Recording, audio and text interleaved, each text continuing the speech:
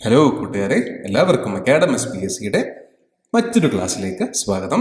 നമ്മൾ secretariat assistant main എക്സാമിനേഷൻ്റെ special ടോപ്പിക്കിൻ്റെ സെക്കൻഡ് ക്ലാസ് ആണ് കേട്ടോ നമ്മൾ കണ്ടിന്യൂ ചെയ്യുന്നത്. സോ കഴിഞ്ഞ ക്ലാസ്സിൽ നമ്മൾ ബേസിക്കലി എന്താണ് എക്സാമിൻ്റെ സിലബസ് എന്നും എക്സാം എന്താണ് ഡിമാൻഡ് ചെയ്യുന്നതെന്നും ഒരു ചെറിയ portion definition of public administration, so basically ഇൻട്രഡക്ഷനാണ് നമ്മൾ കഴിഞ്ഞ ക്ലാസ്സിൽ ഡിസ്കസ് ചെയ്തത് അല്ലേ. അതായത് സബ്ജക്റ്റിനെ പറ്റി നമ്മൾ മനസ്സിലാക്കി വരുന്നതേ ഉള്ളൂ. എന്താണ് സബ്ജക്റ്റ് എന്നും എന്തൊക്കെയാണ് ഡിമാൻഡ്സ് എന്നും എന്തൊക്കെയാണ് നമ്മൾ പഠിക്കേണ്ടതെന്നൊക്കെയുള്ളൊരു ബോധം, ഒരു അവബോധം സൃഷ്ടിക്കലാണ് നമ്മൾ കഴിഞ്ഞ ക്ലാസ്സിൽ ചെയ്യാൻ ശ്രമിച്ചത്. ഇന്നും അതിൻ്റെ ഒരു കണ്ടിന്യൂഷൻ തന്നെയാണ്. So definition of public administration നമ്മൾ ഡിസ്കസ് ചെയ്തു. നമ്മൾ ഇനി scope of the administration and types of organisation ആണ് നമ്മൾ ഇന്നത്തെ ക്ലാസ്സിൽ ഡിസ്കസ് ചെയ്യാൻ പോകുന്നത്. സോ ഈ ടോപ്പിക്കും കഴിഞ്ഞ ടോപ്പിക്ക് പോലെ തന്നെ വളരെ വളരെ ഒരു വലിയ ഓഷ്യൻ്റെ ജസ്റ്റ് ഒരു തുള്ളി മാത്രമാണ്. നമ്മൾ കുറേ തിയറിറ്റിക്കലി പഠിക്കേണ്ടതുണ്ട്. നമുക്ക് പ്രിൻസിപ്പിൾസ് ഓഫ് അഡ്മിനിസ്ട്രേഷൻ തിയറീസ് ഒക്കെ പഠിക്കേണ്ടതാണ്. സോ അതിലേക്കൊക്കെ പോകുന്നതിന് മുമ്പ് നമുക്ക് ബേസിക് ആയിട്ട് അറിയേണ്ട കുറച്ച് കാര്യങ്ങളാണ്. സോ അതിൻ്റെ ഒരു കണ്ടിന്യൂഷനാണ്. നമ്മൾ ഡെഫിനേഷൻ നോക്കി ഇനി നമ്മൾ സ്കോപ്പ് ഓഫ് അഡ്മിനിസ്ട്രേഷൻ ആണ് നോക്കാൻ പോകുന്നത്. സോ അതിന് മുമ്പ് നമ്മൾ കഴിഞ്ഞ ക്ലാസ്സിൽ ഡിസ്കസ് ചെയ്ത ഏറ്റവും ഇമ്പോർട്ടൻ്റ് ആയിട്ടുള്ള 3 ടേക്ക് അവേ പോയിന്റ്സ് ആണ് നമ്മൾ ഒന്നുകൂടെ പറയാൻ പോകുന്നത് കേട്ടോ.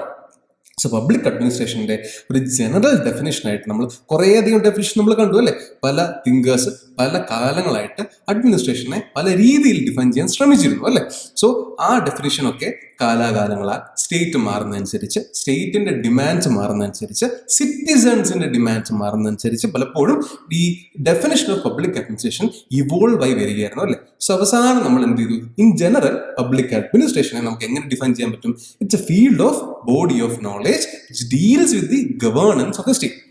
ഒരു സ്റ്റേറ്റിന്റെ ഭരണ നിർവഹണവുമായി ബന്ധപ്പെട്ട ആക്ടിവിറ്റീസിനെയാണ് നമ്മൾ പൊതുവെ സ്റ്റഡി, അല്ലെങ്കിൽ അതിന്റെ സ്റ്റഡിയാണ് നമ്മൾ പൊതുവെ പബ്ലിക് അഡ്മിനിസ്ട്രേഷൻ എന്ന് പറയുന്നത് അല്ലേ.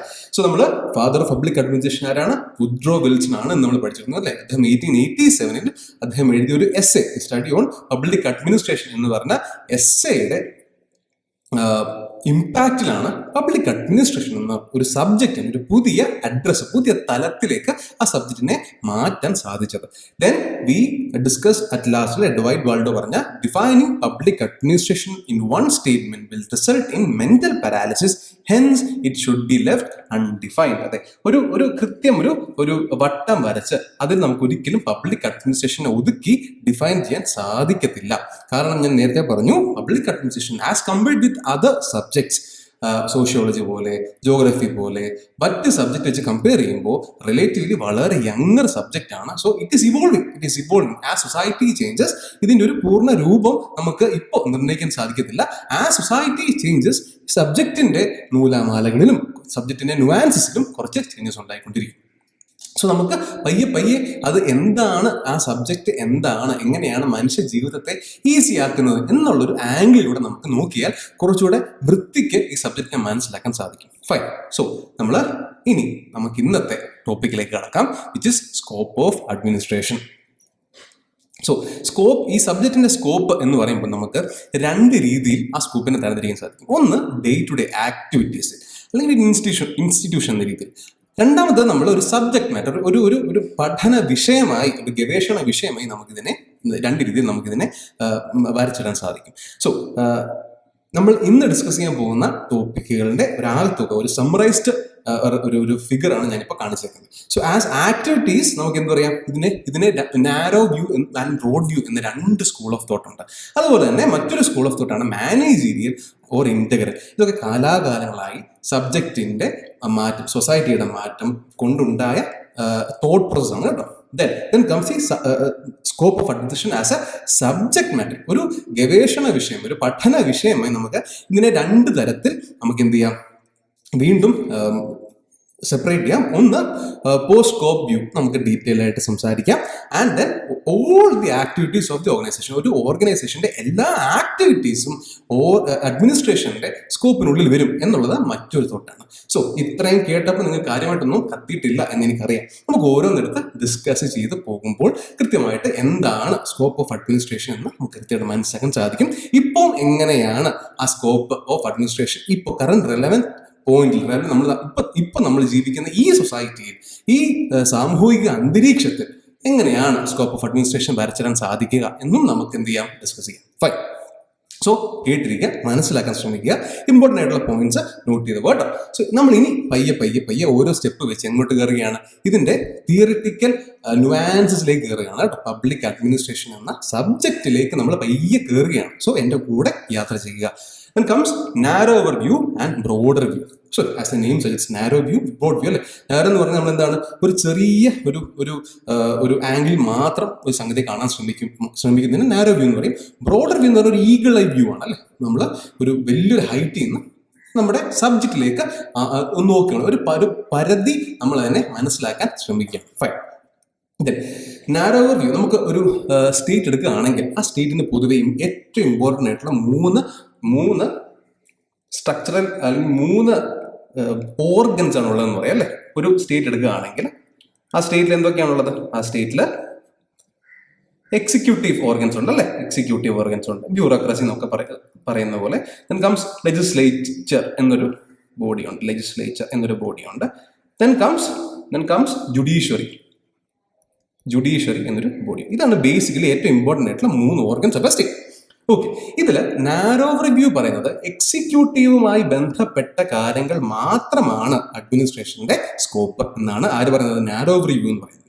അതായത് ഞാൻ നേരത്തെ പറഞ്ഞ പോലെ ഈ സബ്ജക്റ്റ് അല്ലെങ്കിൽ പബ്ലിക് അഡ്മിനിസ്ട്രേഷൻ ഡിഫൈൻ ചെയ്യാൻ ശ്രമിക്കുന്ന കാലങ്ങളിൽ, ഇനീഷ്യലി ഏർലി ഡേയ്സിൽ, ഒരു 1940s ഈ വ്യൂ ഉണ്ടായത്. സോ ഈ എക്സിക്യൂട്ടീവ് വ്യൂ എന്ന് പറഞ്ഞാൽ എന്താണെന്ന് വെച്ച് കഴിഞ്ഞാൽ നമുക്കറിയാം, പോളിസി ഉണ്ടാക്കുന്നത് മിനിസ്റ്റേഴ്സ് ആണ് അല്ലെ, മിനിസ്റ്റേഴ്സ് ആണ്. ഈ പോളിസിയെ ഇംപ്ലിമെന്റ് ചെയ്യുന്ന ഒരു സെറ്റ് ഓഫ് ഓഫീസസ് ഉണ്ട്, നമ്മൾ അതിന് ബ്യൂറോക്രാറ്റ്സ് എന്നും ബ്യൂറോക്രസി എന്നൊക്കെ വിളിക്കും അല്ലെ. സോ എക്സിക്യൂട്ടീവ് ബ്യൂറോക്രസിയും ഉണ്ട്. സോ ഒന്നുകൂടെ പറയാം, പോളിസി ഫോർമേഷൻ ചെയ്യുന്ന ആരാണ്? നമ്മൾ ഇലക്ട് ചെയ്ത് വിട്ട മിനിസ്റ്റേഴ്സ് ആണ് അല്ലെ. അവരാണ് പോളിസി ഫോർമുലേറ്റ് ചെയ്യുന്നത്. ആ പോളിസി ഇംപ്ലിമെന്റേഷൻ എന്ന് പറഞ്ഞ സംഗതിയിൽ മാത്രമേ ആര് വരുന്നുള്ളൂ? ബ്യൂറോക്രാറ്റ്സ് വരുന്നുള്ളൂ. സോ പോളിസി ഇംപ്ലിമെന്റേഷനിൽ മാത്രം ഫോക്കസ് ചെയ്താൽ മതി എന്നാണ് നാരോവർ വ്യൂ. അതാണ് അഡ്മിനിസ്ട്രേഷന്റെ ഒരു തലം എന്ന് പറഞ്ഞു കഴിഞ്ഞാൽ പോളിസി ഇംപ്ലിമെന്റേഷൻ മാത്രം.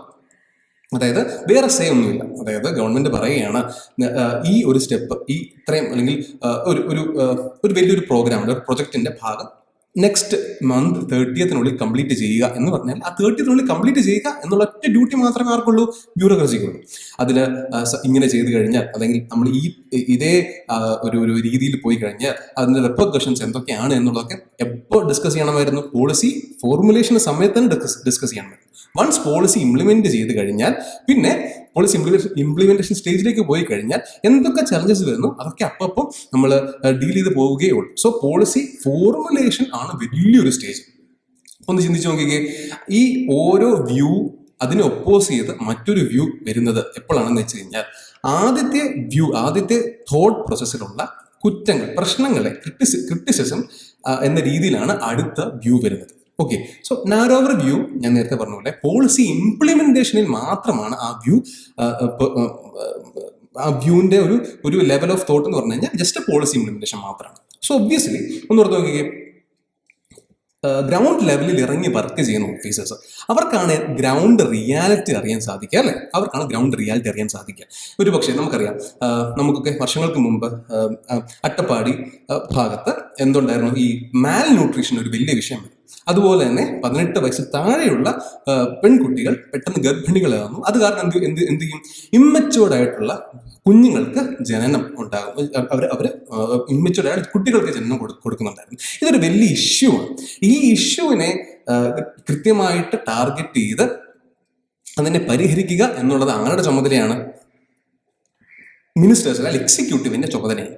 സോ അവിടെ പോളിസി ഫോർമുലേഷന്റെ സമയത്ത് ഈ ഗ്രൗണ്ട് റിയാലിറ്റിയിൽ വർക്ക് ചെയ്യുന്ന ഓഫീസേഴ്സിന്റെ അഭിപ്രായം, അവരുടെ എന്താ പറയുന്നത്, അവരുടെ തോട്ട് പ്രോസസ് എന്താണെന്ന് മനസ്സിലാക്കാതെ, അവരുടെ ഇൻപുട്ട് കിട്ടാതെ ഒരാൾ മോളിൽ നിന്ന് അടിച്ച് ഇറക്കുകയാണ്, അതായത് ഇങ്ങനെയാണ് അത് ചെയ്യേണ്ടത് എന്ന് ഒരു മോളിൽ നിന്ന് ഒരു ടോപ്പ് ഡൗൺ അപ്രോച്ച് എന്ന രീതിയിൽ പറയുമ്പോൾ എന്താ പ്രശ്നം?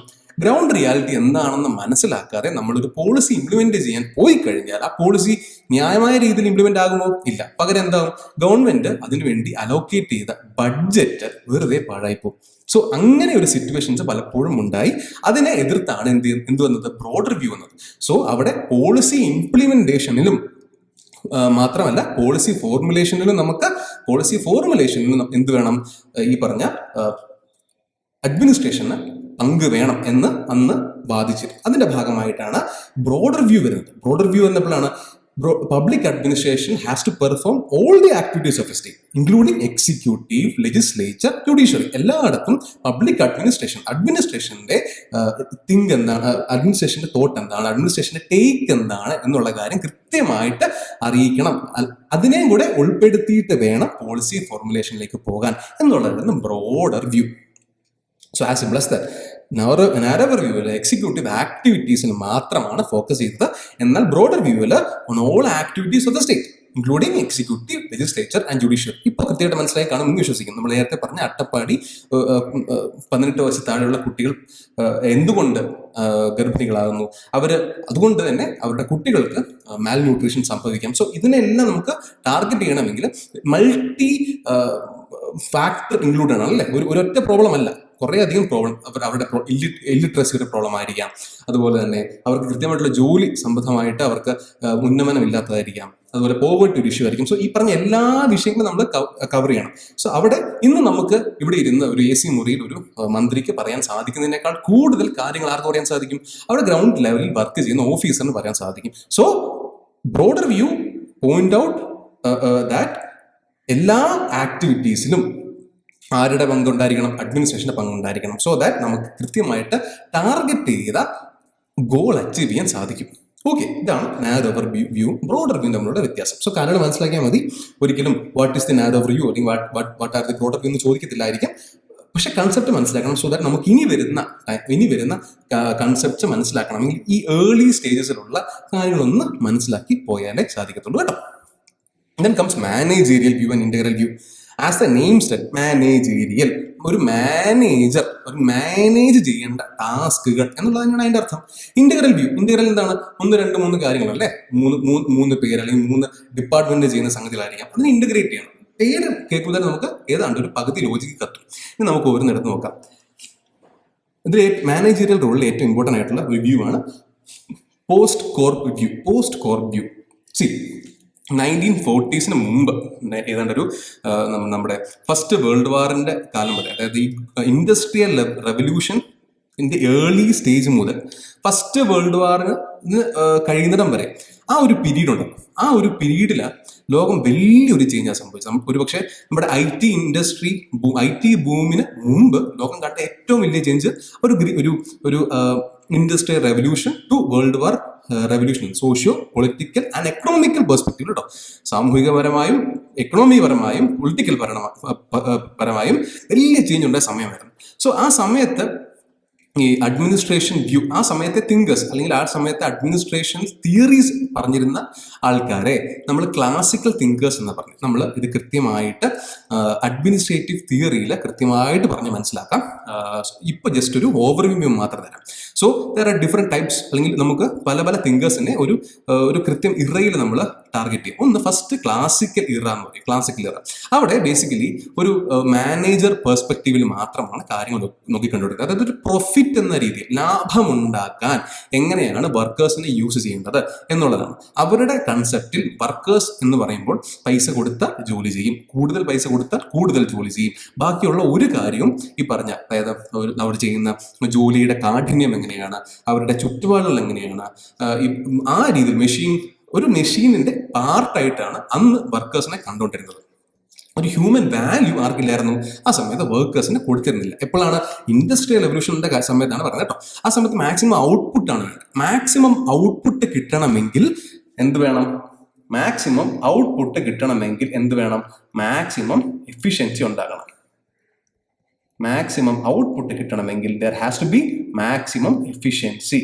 So ഈ POSDCORB view is always pointing on efficiency. എങ്ങനെ എഫിഷ്യൻസി കൂട്ടാം എന്നൊരൊറ്റ ഐഡിയയിലാണ് പോർട്ട്സ്കോപ്പ് വ്യൂ രൂപീകരിച്ചിരിക്കുന്നത്. സോ ഞാൻ നേരത്തെ പറഞ്ഞ പോലെ ആ സമയത്ത് തിങ്കേഴ്സ് ഇൻക്ലൂഡിങ് ടെയ്ലർ എന്നൊരു തിങ്കർ ഉണ്ടായിരുന്നു, ഗുള്ളിക്കാൻ ഉറവിക്കുന്ന ഒരു തിങ്കറായിരുന്നു. ഇവരൊക്കെ ഈ മാനേജീരിയൽ പെർസ്പെക്റ്റീവിലാണ് കാര്യങ്ങൾ നോക്കിക്കൊണ്ടിരുന്നത്.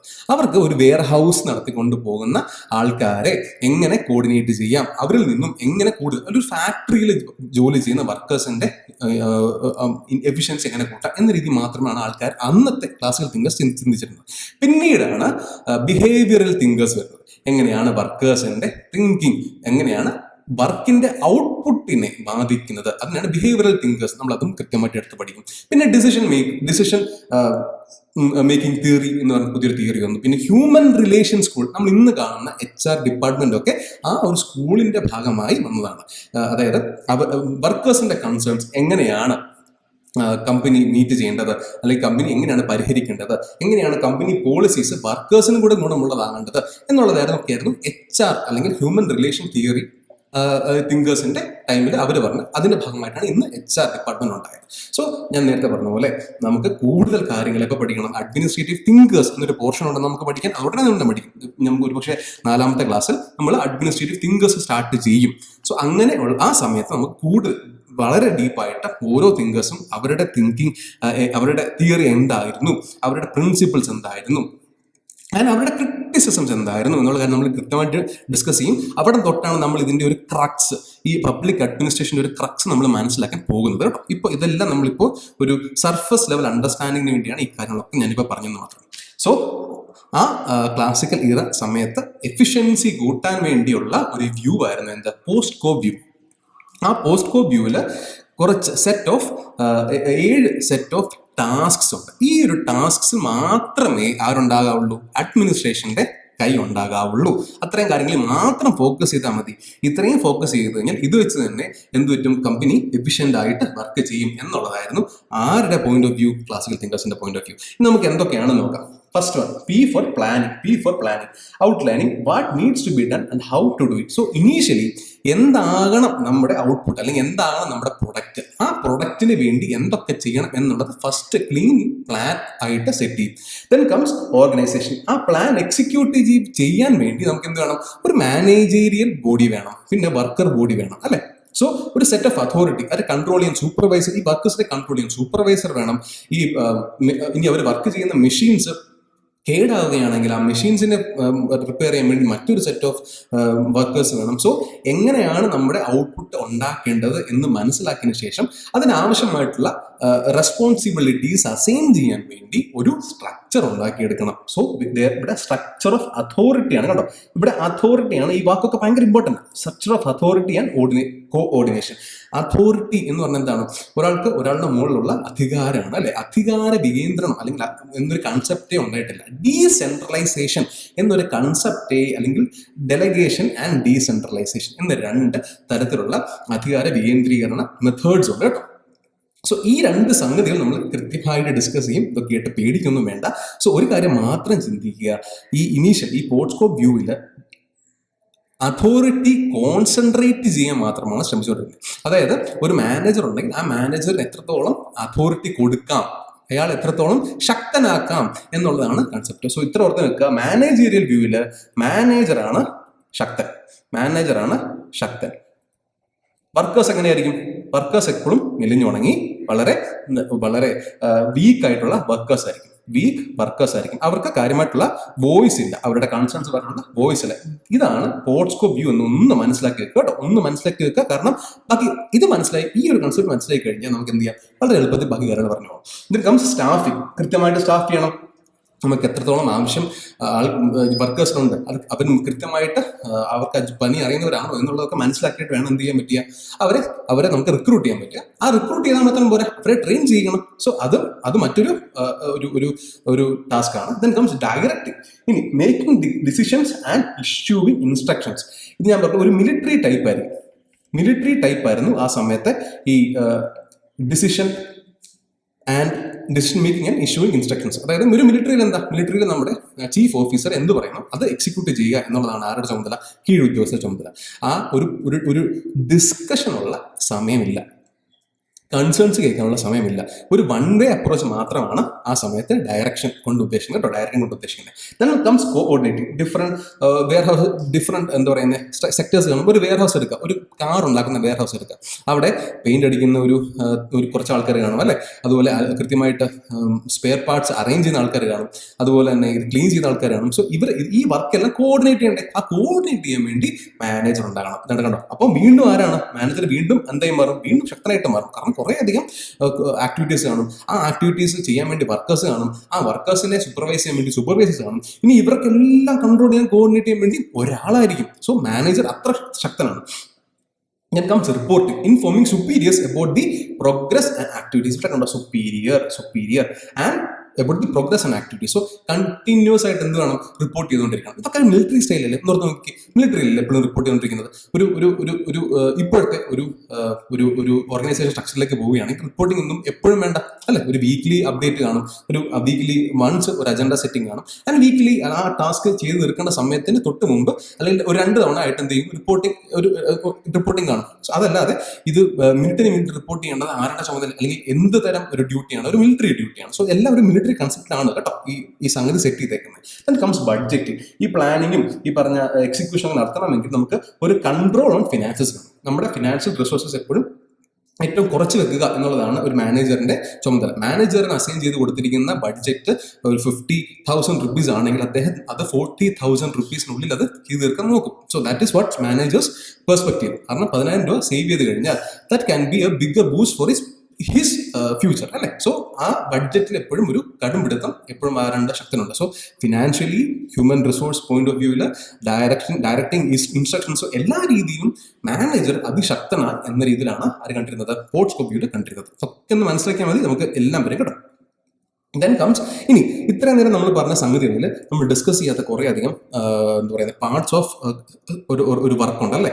ഒരു ജോലി ചെയ്യുന്നതിന് മുമ്പ് ചിലപ്പം വലിയൊരു ഇപ്പോൾ ഒന്നോർത്ത് നോക്കി, ഒരു 20-25 കൊല്ലം മുമ്പ് ഒരു R&D റിസർച്ച് ആൻഡ് ഡെവലപ്മെന്റ് എന്നൊരു സെക്ഷൻ എല്ലാ ഓഫീസിനൊന്നും ഇല്ലായിരുന്നു അല്ലെ. എല്ലാ പറയുന്ന മാനുഫാക്ചറിങ് സംഗതികൾക്കൊന്നും ഇല്ലായിരുന്നു. What they were doing is അവർക്ക് ഒരു പ്രോട്ടോടൈപ്പ് ഇട്ട് കഴിഞ്ഞാൽ അത് എത്രത്തോളം 100 എണ്ണം 10 മിനിറ്റിൽ പ്രൊഡ്യൂസ് ചെയ്യാൻ പറ്റുമെങ്കിൽ അത് പ്രൊഡ്യൂസ് ചെയ്യുക. How can we increase the output, efficiency കൂട്ടുക എന്നുള്ള സംഗതി മാത്രമായിരുന്നു. ആ പ്രൊഡക്റ്റിൽ എങ്ങനെയാണ് മാറ്റം കൊണ്ടുവരണം എന്നുള്ളൊരു ഇന്നോവേഷൻ ഉള്ള സ്കോപ്പ് വളരെ കുറവായിരുന്നു.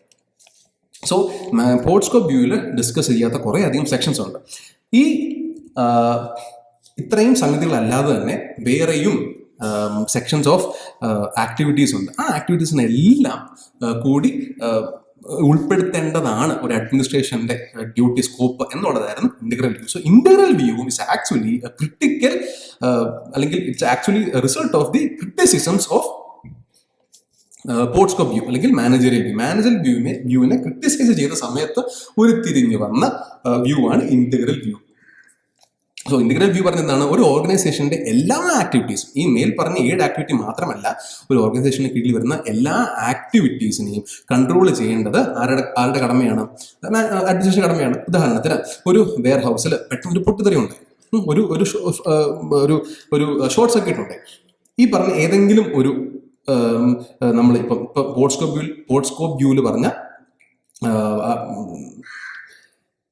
സ്റ്റെപ്സിൽ അല്ലെങ്കിൽ പോർട്സ്കോപ്പിൽ പറഞ്ഞ സെക്ഷൻസിൽ എവിടെയെങ്കിലും നമ്മൾ ഒരു ഫയർ മിറ്റിഗേഷൻ അല്ലെങ്കിൽ ആൾക്കാരെ രക്ഷപ്പെടുത്താൻ വേണ്ടിയുള്ള ഒരു ക്ലീൻ സെറ്റ് ഓഫ് റൂൾസിനെ പറ്റി ഒരിടത്ത് നമ്മൾ ചർച്ച ചെയ്യുന്നില്ല. സോ പെട്ടെന്ന് അങ്ങനെ ഒരു സംഭവം അല്ലെങ്കിൽ ഒരു ഷോർട്ട് സർക്യൂട്ട് ഉണ്ടാകുകയോ ഒരു പൊട്ടിത്തെറി ഉണ്ടാകുകയോ ചെയ്യുകയാണെങ്കിൽ ഇവാക്യുവേഷൻ എങ്ങനെ നടത്തണം? അതിന് ആ ഇവാക്യുവേഷൻ ആരെ ഹാൻഡിൽ ചെയ്യണം? അതിന്റെ റെസ്പോൺസിബിലിറ്റി ആര് ഏറ്റെടുക്കണം? മാനേജറിന് ഏറ്റെടുക്കേണ്ട പറയുന്നുണ്ടോ? ഇല്ല. സോ ബേസിക്കലി ഈ 7 ആക്ടിവിറ്റി മാത്രമല്ല, ഒരു ഓർഗനൈസേഷനെ സംബന്ധിച്ചിടത്തോളം നമ്മളൊരു ബ്രോഡർ വ്യൂ, ഇവിടെയും ബ്രോഡർ വ്യൂ തന്നെ വരുന്നത്, ഒരു ഈഗിൾ ഐ വ്യൂ, ഒരു ഹെലികോപ്റ്റർ വ്യൂവിൽ കാര്യങ്ങൾ അപ്രോച്ച് ചെയ്യണം. സോ ആ സമയത്ത് എന്തൊക്കെ ആക്ടിവിറ്റീസ് ആണ് ഒരു ഓർഗനൈസേഷന് കീഴിൽ വരുന്നത്? ആ ആക്ടിവിറ്റീസ് എല്ലാം ആരുടെ ഭാഗമായിരിക്കണം എന്നാണ് പറയുന്നത്? അഡ്മിനിസ്ട്രേഷന്റെ ഭാഗമായിരിക്കണം എന്നാണ് പറയുന്നത്. So as simple as that.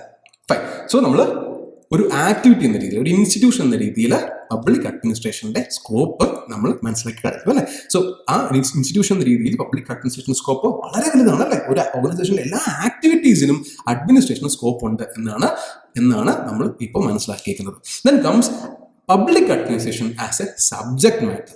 ഇവിടെയും 2 വ്യൂ ആണുള്ളത്. ഒന്ന് പോസ്റ്റ്കോപ്പ് വ്യൂവും 2 സബ്ജക്ട് മാറ്റർ വ്യൂ നമുക്ക് നോക്കാം. പോസ്കോ വ്യൂ ഞാൻ നേരത്തെ പറഞ്ഞ പോലെ ക്ലാസിക്കൽ ഇയറ തിങ്കേഴ്സ് ആയിരുന്നു. ക്ലാസിക്കൽ ഇയറ തിങ്കേഴ്സ് മാനേജറിയൽ ലെവൽ കാര്യങ്ങൾ മാത്രം ചിന്തിച്ചു. അതായത് എഫിഷ്യൻസി കൂട്ടുക, ചെലവ് കുറയ്ക്കുക, എക്സ്പെൻസ് കൂട്ടുക ആൻഡ് എഫിഷ്യൻസി കൂട്ടുക, എക്സ്പെൻസ് കുറയ്ക്കുക ആൻഡ് എഫിഷ്യൻസി കൂട്ടുക. ഇതാണ് അവരുടെ ആകെയുള്ളൊരു തോട്ട് പ്രോസസ്സ്. ഈ ഒരു വളരെ ഒരു സ്ട്രിക്റ്റ് ആയിട്ടുള്ള ഒരു ക്യാൻവാസിലാണ് അവരെന്ത് ചെയ്തുകൊണ്ടിരുന്നത്, അവരവരുടെ വർക്കിനെ ക്രോഡീകരിക്കാൻ അല്ലെങ്കിൽ കോർഡിനേറ്റ് ചെയ്യാൻ വേണ്ടി അവർ ശ്രമിച്ചുകൊണ്ടിരുന്നത്. സോ ഈ സ്കൂളിനെ മാനേജ്മെന്റ് പ്രോസസ് സ്കൂൾ എന്ന് പറയും. മാനേജ്മെന്റ് പ്രോസസ് സ്കൂൾ പേര് കേട്ട് പേടിക്കേണ്ട, ജസ്റ്റ് മനസ്സിലാക്കി വെക്കുക. ഡീറ്റെയിൽ ആയിട്ട് നമ്മൾ പഠിക്കും. ഇതേ കാര്യം നമ്മൾ വീണ്ടും ഒന്നുകൂടെ ഡിസ്കസ് ചെയ്യും. സോ ഈ പറഞ്ഞ കാര്യങ്ങൾ കുറച്ചുകൂടെ ക്ലാരിറ്റി കിട്ടും.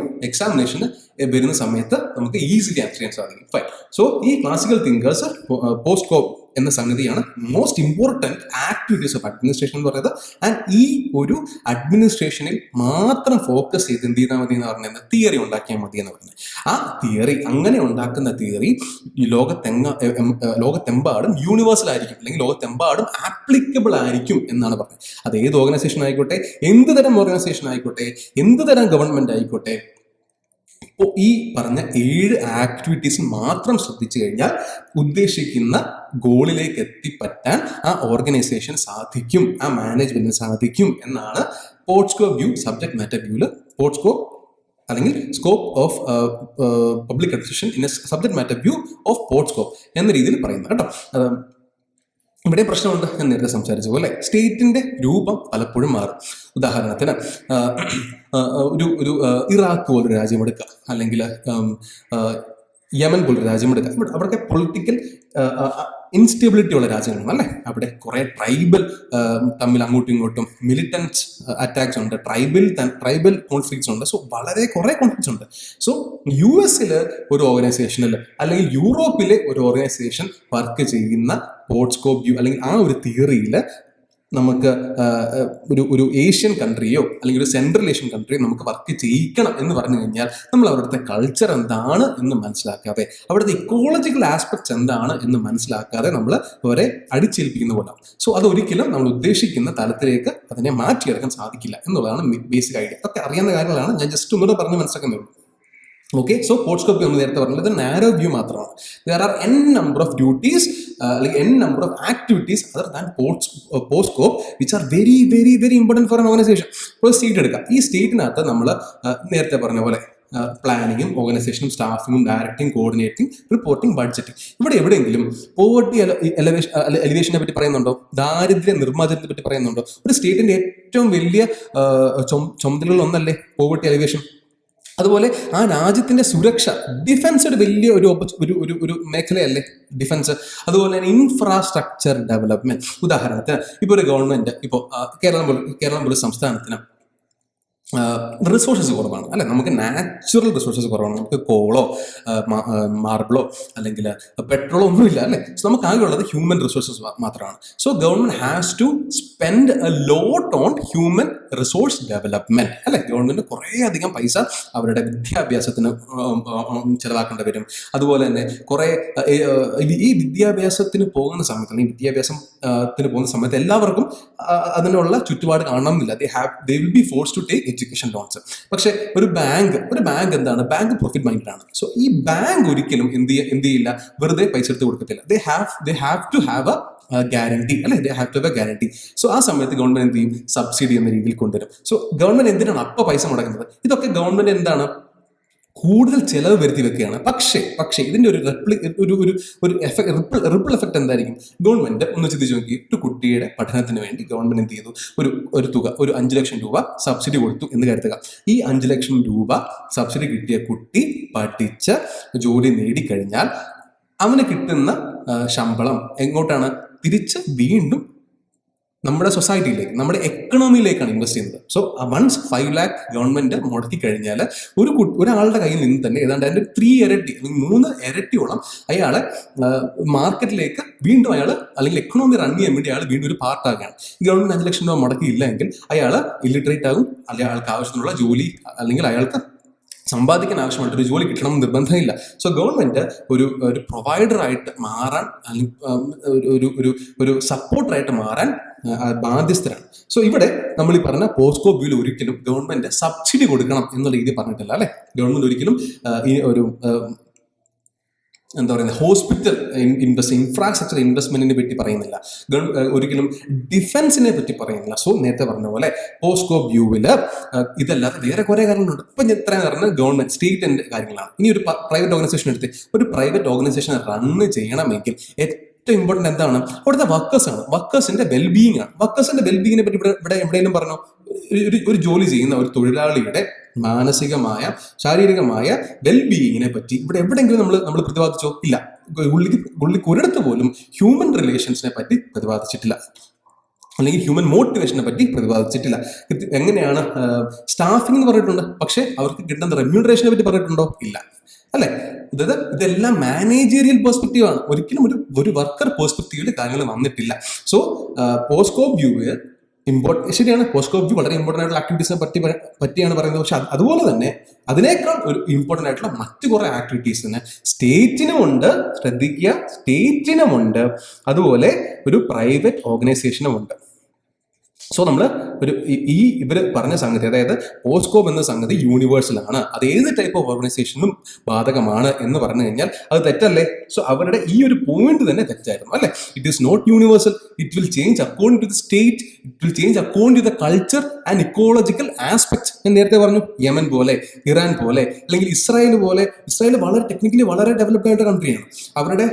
പക്ഷെ അവർ കൂടുതൽ ഡിഫൻസിൽ ഫോക്കസ് ചെയ്യണം, കാരണം അവരുടെ മിലിറ്റന്റ് അല്ലെങ്കിൽ അവർ ഫേസ് ചെയ്യുന്ന ഇഷ്യൂ വലുതാണ്. ഒരു വലിയൊരു കോൺഫ്ലിക്റ്റ് കൊല്ലങ്ങളായിട്ട് കടന്നു പോവുകയാണ്. സിമിലർലി ഇന്ത്യക്ക് ചുറ്റും നോക്കി പാകിസ്ഥാൻ എന്നൊരു രാജ്യമുണ്ട്, അസ്ഥിരമായ രാജ്യമാണ്. ഒരു മിലിറ്ററി കണ്ടിന്യൂസ് ആയിട്ടുള്ള മിലിറ്റന്റ് അറ്റാക്ക് നമ്മൾ ആ രാജ്യത്ത് നിന്ന് നമുക്ക് കിട്ടുന്നുണ്ട്. ചൈന എങ്ങനെങ്കിലും ഇന്ത്യയെ വളയ്ക്കണം, അല്ലെങ്കിൽ ചൈനയുടെ ഗ്രോത്തിനെ ഹാമ്പർ ചെയ്യുന്ന ഇന്ത്യയുടെ വളർച്ചയെ എങ്ങനെയും തടുക്കണം എന്ന് ചിന്തിക്കുന്ന രാജ്യം തന്നെയാണ് ചൈന. സോ ചൈനയ്ക്ക് അവിടുന്ന് അറ്റാക്ക് ഉണ്ട്. ബംഗ്ലാദേശിന്റെയും ശ്രീലങ്കയുടെയും സാമ്പത്തിക അസ്ഥിരത നമുക്കിപ്പോൾ അറിയാം. സോ ഇത്രയും ഉള്ള സമയത്ത് നമുക്കറിയാം മ്യാൻമാറിൽ നിന്ന് റോഹിംഗ്യ റെഫ്യൂജീസ് വരുന്നു. സോ ഇത്രയും സംഗതി ഉള്ളപ്പോൾ നമുക്ക് ഒരു ഈ പറഞ്ഞ ഈ 7 പോസ്കോ ബില്ല് മാത്രം എന്നിട്ട് കാര്യമില്ല. We have to take up more and more activities which are very very important for the wellbeing of the nation അല്ലെ. സോ ഈ ഒരു പോസ്കോവിന്റെ ക്രിറ്റിസിസം എന്തൊക്കെയായിരുന്നു? ഇത് നാരോ വ്യൂ ആണ്, കാലാകാലങ്ങളായിട്ട് other relevant activities immersed. IT ബൂമിന് ശേഷം നമ്മൾ ഇന്നേ വരെ കാണാത്ത ഒത്തിരി അധികം കാര്യങ്ങൾ എന്ത് ചെയ്തു, പുതുതായിട്ടുണ്ടായി. സോ അതിനൊക്കെ അഡ്രസ് ചെയ്യേണ്ടത് ആരുടെ ചുമതലയാണ്? സീറ്റിന്റെയും ഓർഗനൈസേഷന്റെ ചുമതലയാണ്. Military model not good for research organisation. ഞാൻ നേരത്തെ പറഞ്ഞത് ഒരു മിലിറ്ററി മോഡലാണ് വർക്ക് ചെയ്യുന്നത്. ഒരു റിസർച്ച് ഒരിക്കലും ISR പോലെ ഒരു ഓർഗനൈസേഷൻ ഒരിക്കലും ഈ പറഞ്ഞ പോസ്കോ വ്യൂവിൽ മാത്രം വർക്ക് ചെയ്യാൻ പറ്റില്ല അല്ലെ. അവിടെ ആൾക്കാർ ഇന്റലക്ച്വലായിട്ട് ചിന്തിക്കുന്നതാണ്, അവർക്ക് കുറച്ച് കൂടുതൽ ആവശ്യങ്ങൾ വരും, അല്ലെങ്കിൽ അവരുടെ എല്ലാ ആവശ്യങ്ങളും നമ്മൾ മീറ്റ് ചെയ്യണം. Because they are highly valuable brains അല്ലെ. അവർ അത്ര ഹൈലി വാല്യുബിൾ ബ്രെയിൻസ് ആണ്. സോ അവരെ നമ്മൾ കുറച്ചുകൂടെ ഒന്ന് പ്രീതിപ്പെടുത്തി നിർത്തിയാൽ മാത്രമേ അവർക്ക് അവരുടെ ഫുൾ കപ്പാസിറ്റിയിൽ വർക്ക് ചെയ്യാൻ സാധിക്കത്തുള്ളൂ. അല്ലാതെ അവരോട് രാവിലെ 8 മണിക്ക് വന്ന് 10 മണിക്ക് ബ്രേക്ക് എടുത്ത് അവരോട് കൃത്യമായിട്ട് 5 മണി വരെ വർക്ക് ചെയ്യാവുള്ളൂ എന്നൊക്കെ പറഞ്ഞു കഴിഞ്ഞാൽ അതൊരിക്കലും പോസിബിൾ ആയിട്ട് സംഗതിയല്ല. അത് കുറേ അധികം എഫേർട്ട് വേണ്ട സംഗതിയാണ്. ചിലപ്പോൾ ചില ആൾക്കാർ കുറെ ആൾക്കാർ വർക്കഹോളിക്സ് ആയിരിക്കും. സോ അവർ കൂടുതൽ ടൈം വർക്ക് ചെയ്യും. ചിലപ്പോൾ ചില ആൾക്കാർ കുറച്ച് സമയത്ത് വർക്ക് ചെയ്യുന്നവരായിരിക്കും, പക്ഷെ അവരുടെ വർക്കിന് ഭയങ്കര വാല്യൂ ഉള്ളതായിരിക്കും. So we cannot fit every one into ഒരു സിംഗിൾ സൈസ് ഷൂ. ഒരു ഒറ്റ സൈസ് ഷൂയിലേക്ക് നമുക്ക് എല്ലാ പരിപാടിയും കൂടെ നമുക്ക് ഉൾപ്പെടുത്താൻ സാധിക്കത്തില്ല. ദെൻ കംസ് ഹാമ്പസ് ഇന്നോവേഷൻ. അപ്പോൾ നമ്മൾ ഈ പറഞ്ഞ 7 സംഗതി അല്ലാതെ നമ്മൾ ഈ പറഞ്ഞ 7 സംഗതിയിൽ മാത്രം നമ്മൾ വർക്ക് ചെയ്യുന്നതെങ്കിൽ ഒരിക്കലും ഒരാൾ ഔട്ട് ഓഫ് ദ ബോക്സ് ചിന്തിക്കത്തില്ല. എന്താണോ തനിക്ക് മുമ്പ് വരുന്ന ആൾ ചെയ്തത് അത് തന്നെ റെപ്ലിക്കേറ്റ് ചെയ്യാൻ വേണ്ടിയേ അടുത്ത് വരുന്ന ആളും ചെയ്യത്തുള്ളൂ. സോ ഇതൊരു മിലിറ്ററി ടൈപ്പ് ഓഫ് മെത്തഡാണ്. മിലിറ്ററിയിൽ നമുക്ക് ഇന്നോവേഷൻ്റെ ആവശ്യമില്ല അല്ലെ. മിലിറ്ററിയിൽ എതിരാളിയെ കൊല്ലാൻ തുനിഞ്ഞിറങ്ങുന്ന ഒരു യോദ്ധാവിന് യുദ്ധത്തിൽ ആളെ കൊല്ലുക എന്നൊരു സംഗതിയുള്ളൂ. അവിടെ ഇന്നോവേഷനൊക്കെ പിന്നീട് ബാക്ക് ചെയ്യേണ്ട സംഗതിയാണ് അല്ലെ. സിമിലർലി ഒരു ഒരു ഒരു ഒരു ഒരു എന്താ പറയുക, ഒരു വർക്ക്ഷോപ്പ് എടുക്കുക. വർക്ക്ഷോപ്പ് എടുക്കുമ്പോഴത്തേന് തനിക്ക് വരുന്ന ജോലി കൃത്യമായിട്ട് ചെയ്ത് റെപ്പറ്റേറ്റീവ് ടാസ്ക് ആണ്. ഇന്ന് ചെയ്ത അതേ ജോലി എനിക്ക് നാളെ ചെയ്യാൻ പോകുന്നത്, നാളെ ചെയ്ത അതേ കാര്യം തന്നെ ആയിരിക്കും അടുത്ത മാസം ചെയ്യാൻ പോകുന്നത്. സോ റെപ്പറ്റേറ്റീവ് ടാസ്ക് നമുക്ക് ഒരിക്കലും ഇന്നോവേഷൻ്റെ ആവശ്യമില്ല. ഓക്കെ, അതേസമയം ഹൈലി ഇന്റലക്ച്വൽ ആയിട്ടൊരു ജോലിക്ക് അല്ലെങ്കിൽ ഡൈനാമിക് ആയിട്ടൊരു ജോലിക്ക്, അതായത് നമുക്ക് വരുന്ന ഇഷ്യൂസ് ഓരോ ദിവസവും മാറുന്ന തരത്തിലുള്ള ഒരു ജോലിയാണെങ്കിൽ, ഹൈലി ഡൈനാമിക് ആണെങ്കിൽ നമുക്ക് എന്ത് ചെയ്യണം? ഇന്നോവേഷൻ വേണം. അതായത് നമുക്ക് we have to forecast the problem, the upcoming അല്ലെങ്കിൽ ഫോർത്ത് കമ്മിങ് പ്രോബ്ലം, ആൻഡ് എങ്കിൽ മാത്രമേ നമുക്ക് എന്ത് ചെയ്യാൻ പറ്റത്തുള്ളൂ? പ്രിപ്പയർ ആയിട്ട് അതിനെ അഡ്രസ് ചെയ്യാൻ സാധിക്കത്തുള്ളൂ. ശരി, കുറേ അധികം ഡീറ്റെയിൽ ആയിട്ട് ഞാൻ പോകുന്നുണ്ട് എന്ന് എനിക്കറിയാം. ഇതൊക്കെ ഞാൻ പറയുന്നത് നിങ്ങൾക്കൊരു ഹോൾസം ഒരു ഒരു ഒരു ഒരു ബ്രോഡർ ഐഡിയ കിട്ടാൻ വേണ്ടിയാണ്. എങ്കിൽ നമുക്ക് ആദ്യമേ നമുക്കിതിനെ മനസ്സിലാക്കാൻ ഒന്ന് സ്ട്രെച്ച് ചെയ്ത് കാര്യങ്ങൾ പറഞ്ഞാൽ മാത്രമേ നമുക്ക് നെക്സ്റ്റ് ക്ലാസ് മുതൽ എന്ത് ചെയ്യാൻ പറ്റത്തുള്ളൂ? ഒന്ന് ഡീപ്പായിട്ട് പോയി തിയററ്റിക്കലി പറയാൻ പറ്റത്തുള്ളൂ. ഈ ഒരു ക്ലാസ് കഴിഞ്ഞാൽ നമുക്ക് കംപ്ലീറ്റ്ലി തിയററ്റിക്കൽ ക്ലാസ്സസ് ആണ് കേട്ടോ. ഇത് ഇങ്ങനെയാണ് എന്ന് വെച്ചാൽ ഇങ്ങനെയാണ്, ദിസ് ഇസ് എ തിയറി. ഒരു തിങ്കറിന്റെ തിയറി ഇങ്ങനെയാണ്, അതിന്റെ ക്രിറ്റിസിസം ഇങ്ങനെയാണ്. ക്രിറ്റിസിസം മാത്രമേ നമുക്ക് കുറച്ച് ലോജിക്കലി ചിന്തിക്കാൻ സാധിക്കുക.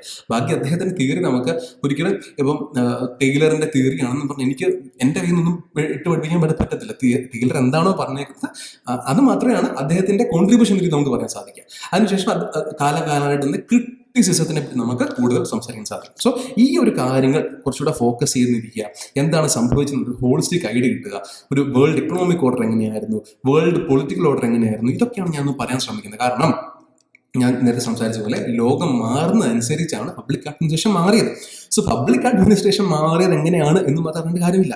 ലോകം എങ്ങനെയാണ് മാറിയത് എന്നറിഞ്ഞാൽ മാത്രമേ പബ്ലിക് അഡ്മിനിസ്ട്രേഷന്റെ ചേഞ്ചിനെ നമുക്ക് റീസൺ ചെയ്യാൻ സാധിക്കത്തുള്ളൂ. പറഞ്ഞ് മനസ്സിലാവുന്നുണ്ടല്ലോ? Fine. So then comes scope as a subject matter. നമ്മൾ ഇത്ര ഡിസ്കസ് ചെയ്ത സംഗതിയാണ്. സബ്ജക്ട് മാറ്റർ വ്യൂവിൽ നമ്മൾ നേരത്തെ പറഞ്ഞ പോലെ പോസ്റ്റ് സ്കോപ്പ് മാത്രമല്ല, there are other substantive matters including defense, education, public health. Okay, then comes different services have specialized techniques that are crucial for efficiency, such as crime detection, police administration. See, ചിന്തിച്ചു നോക്കിയേ, police administration എടുക്കാം. Police administration നമ്മൾ പറഞ്ഞ 7 ആക്ടിവിറ്റീസിൽ മാത്രം focus ചെയ്യുക. അതായത് കൃത്യമായിട്ട് plan ചെയ്യുന്നു, കൃത്യമായിട്ട് നമ്മൾ റിക്രൂട്ട് ചെയ്യുന്നു, കൃത്യമായിട്ട് നമ്മൾ ബഡ്ജറ്റ് അലോക്കേറ്റ് ചെയ്യുന്നു. ഇതിനെല്ലാം ശേഷം ഇപ്പോൾ അവിടുത്തെ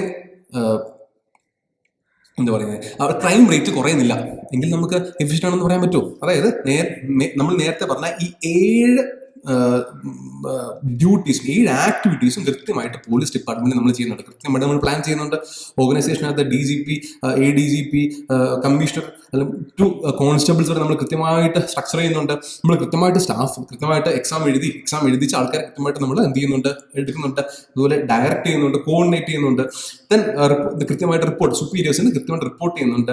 ആൻഡ് നമ്മൾ കൃത്യമായിട്ട് അവർക്ക് ആവശ്യമുള്ള ബഡ്ജറ്റും ചെയ്യുന്നുണ്ട്. ഇതിനെല്ലാം ഇത് ഇത്രയും ഫോക്കസ് ചെയ്ത് കഴിഞ്ഞാൽ എഫിഷ്യൻ്റ് ആയിട്ട് ഒരു ഓർഗനൈസേഷൻ മാറും. ഏതൊരു ഓർഗനൈസേഷനും ഇത്രയും ഈ ഒരു 7 ആക്ടിവിറ്റീസിൽ ഫോക്കസ് ചെയ്ത് കഴിഞ്ഞാൽ അത് എഫിഷ്യൻ്റ് ആയി മാറും എന്നുള്ളതായിരുന്നു ഗുള്ളിക്കിന്റെ മുറിവിക്കിന്റെ മീൻസ് ക്ലാസിക്കൽ തിങ്കേഴ്സിന്റെ പൊതുവായിട്ടുള്ള നിഗമനം. എന്നാൽ ഇത്രയും കാര്യം കൃത്യമായിട്ട് ചെയ്തിട്ട് അവസാനം ക്രൈം റേറ്റിന് യാതൊരു കുറവുമില്ല എങ്കിൽ പോലീസ് അഡ്മിനിസ്ട്രേഷൻ എഫിഷ്യൻ്റ് ആണോ അല്ലയോ? ഇത്രയും പറഞ്ഞ ഈ 7 ആക്ടിവിറ്റീസും കൃത്യമായിട്ട് നമ്മൾ മിലിറ്ററിയിൽ ചെയ്തു എന്ന് കരുതുക. ദെൻ ആഫ്റ്റർ ദാറ്റ് ടു നമുക്ക് മിലിറ്ററി അറ്റാക്സ് അല്ലെങ്കിൽ മിലിറ്റന്റ് അറ്റാക്സ് സംഭവിക്കുകയാണെങ്കിൽ is the military organisation efficient? So this is the question that subject matter view put forward to the POSDCORB view. Then comes both post-scope techniques and substantive concern should be included in the study of public administration. So ഇത് രണ്ടും വേണം. Okay, രണ്ടും വേണം. എഫിഷ്യൻസിയും വേണം.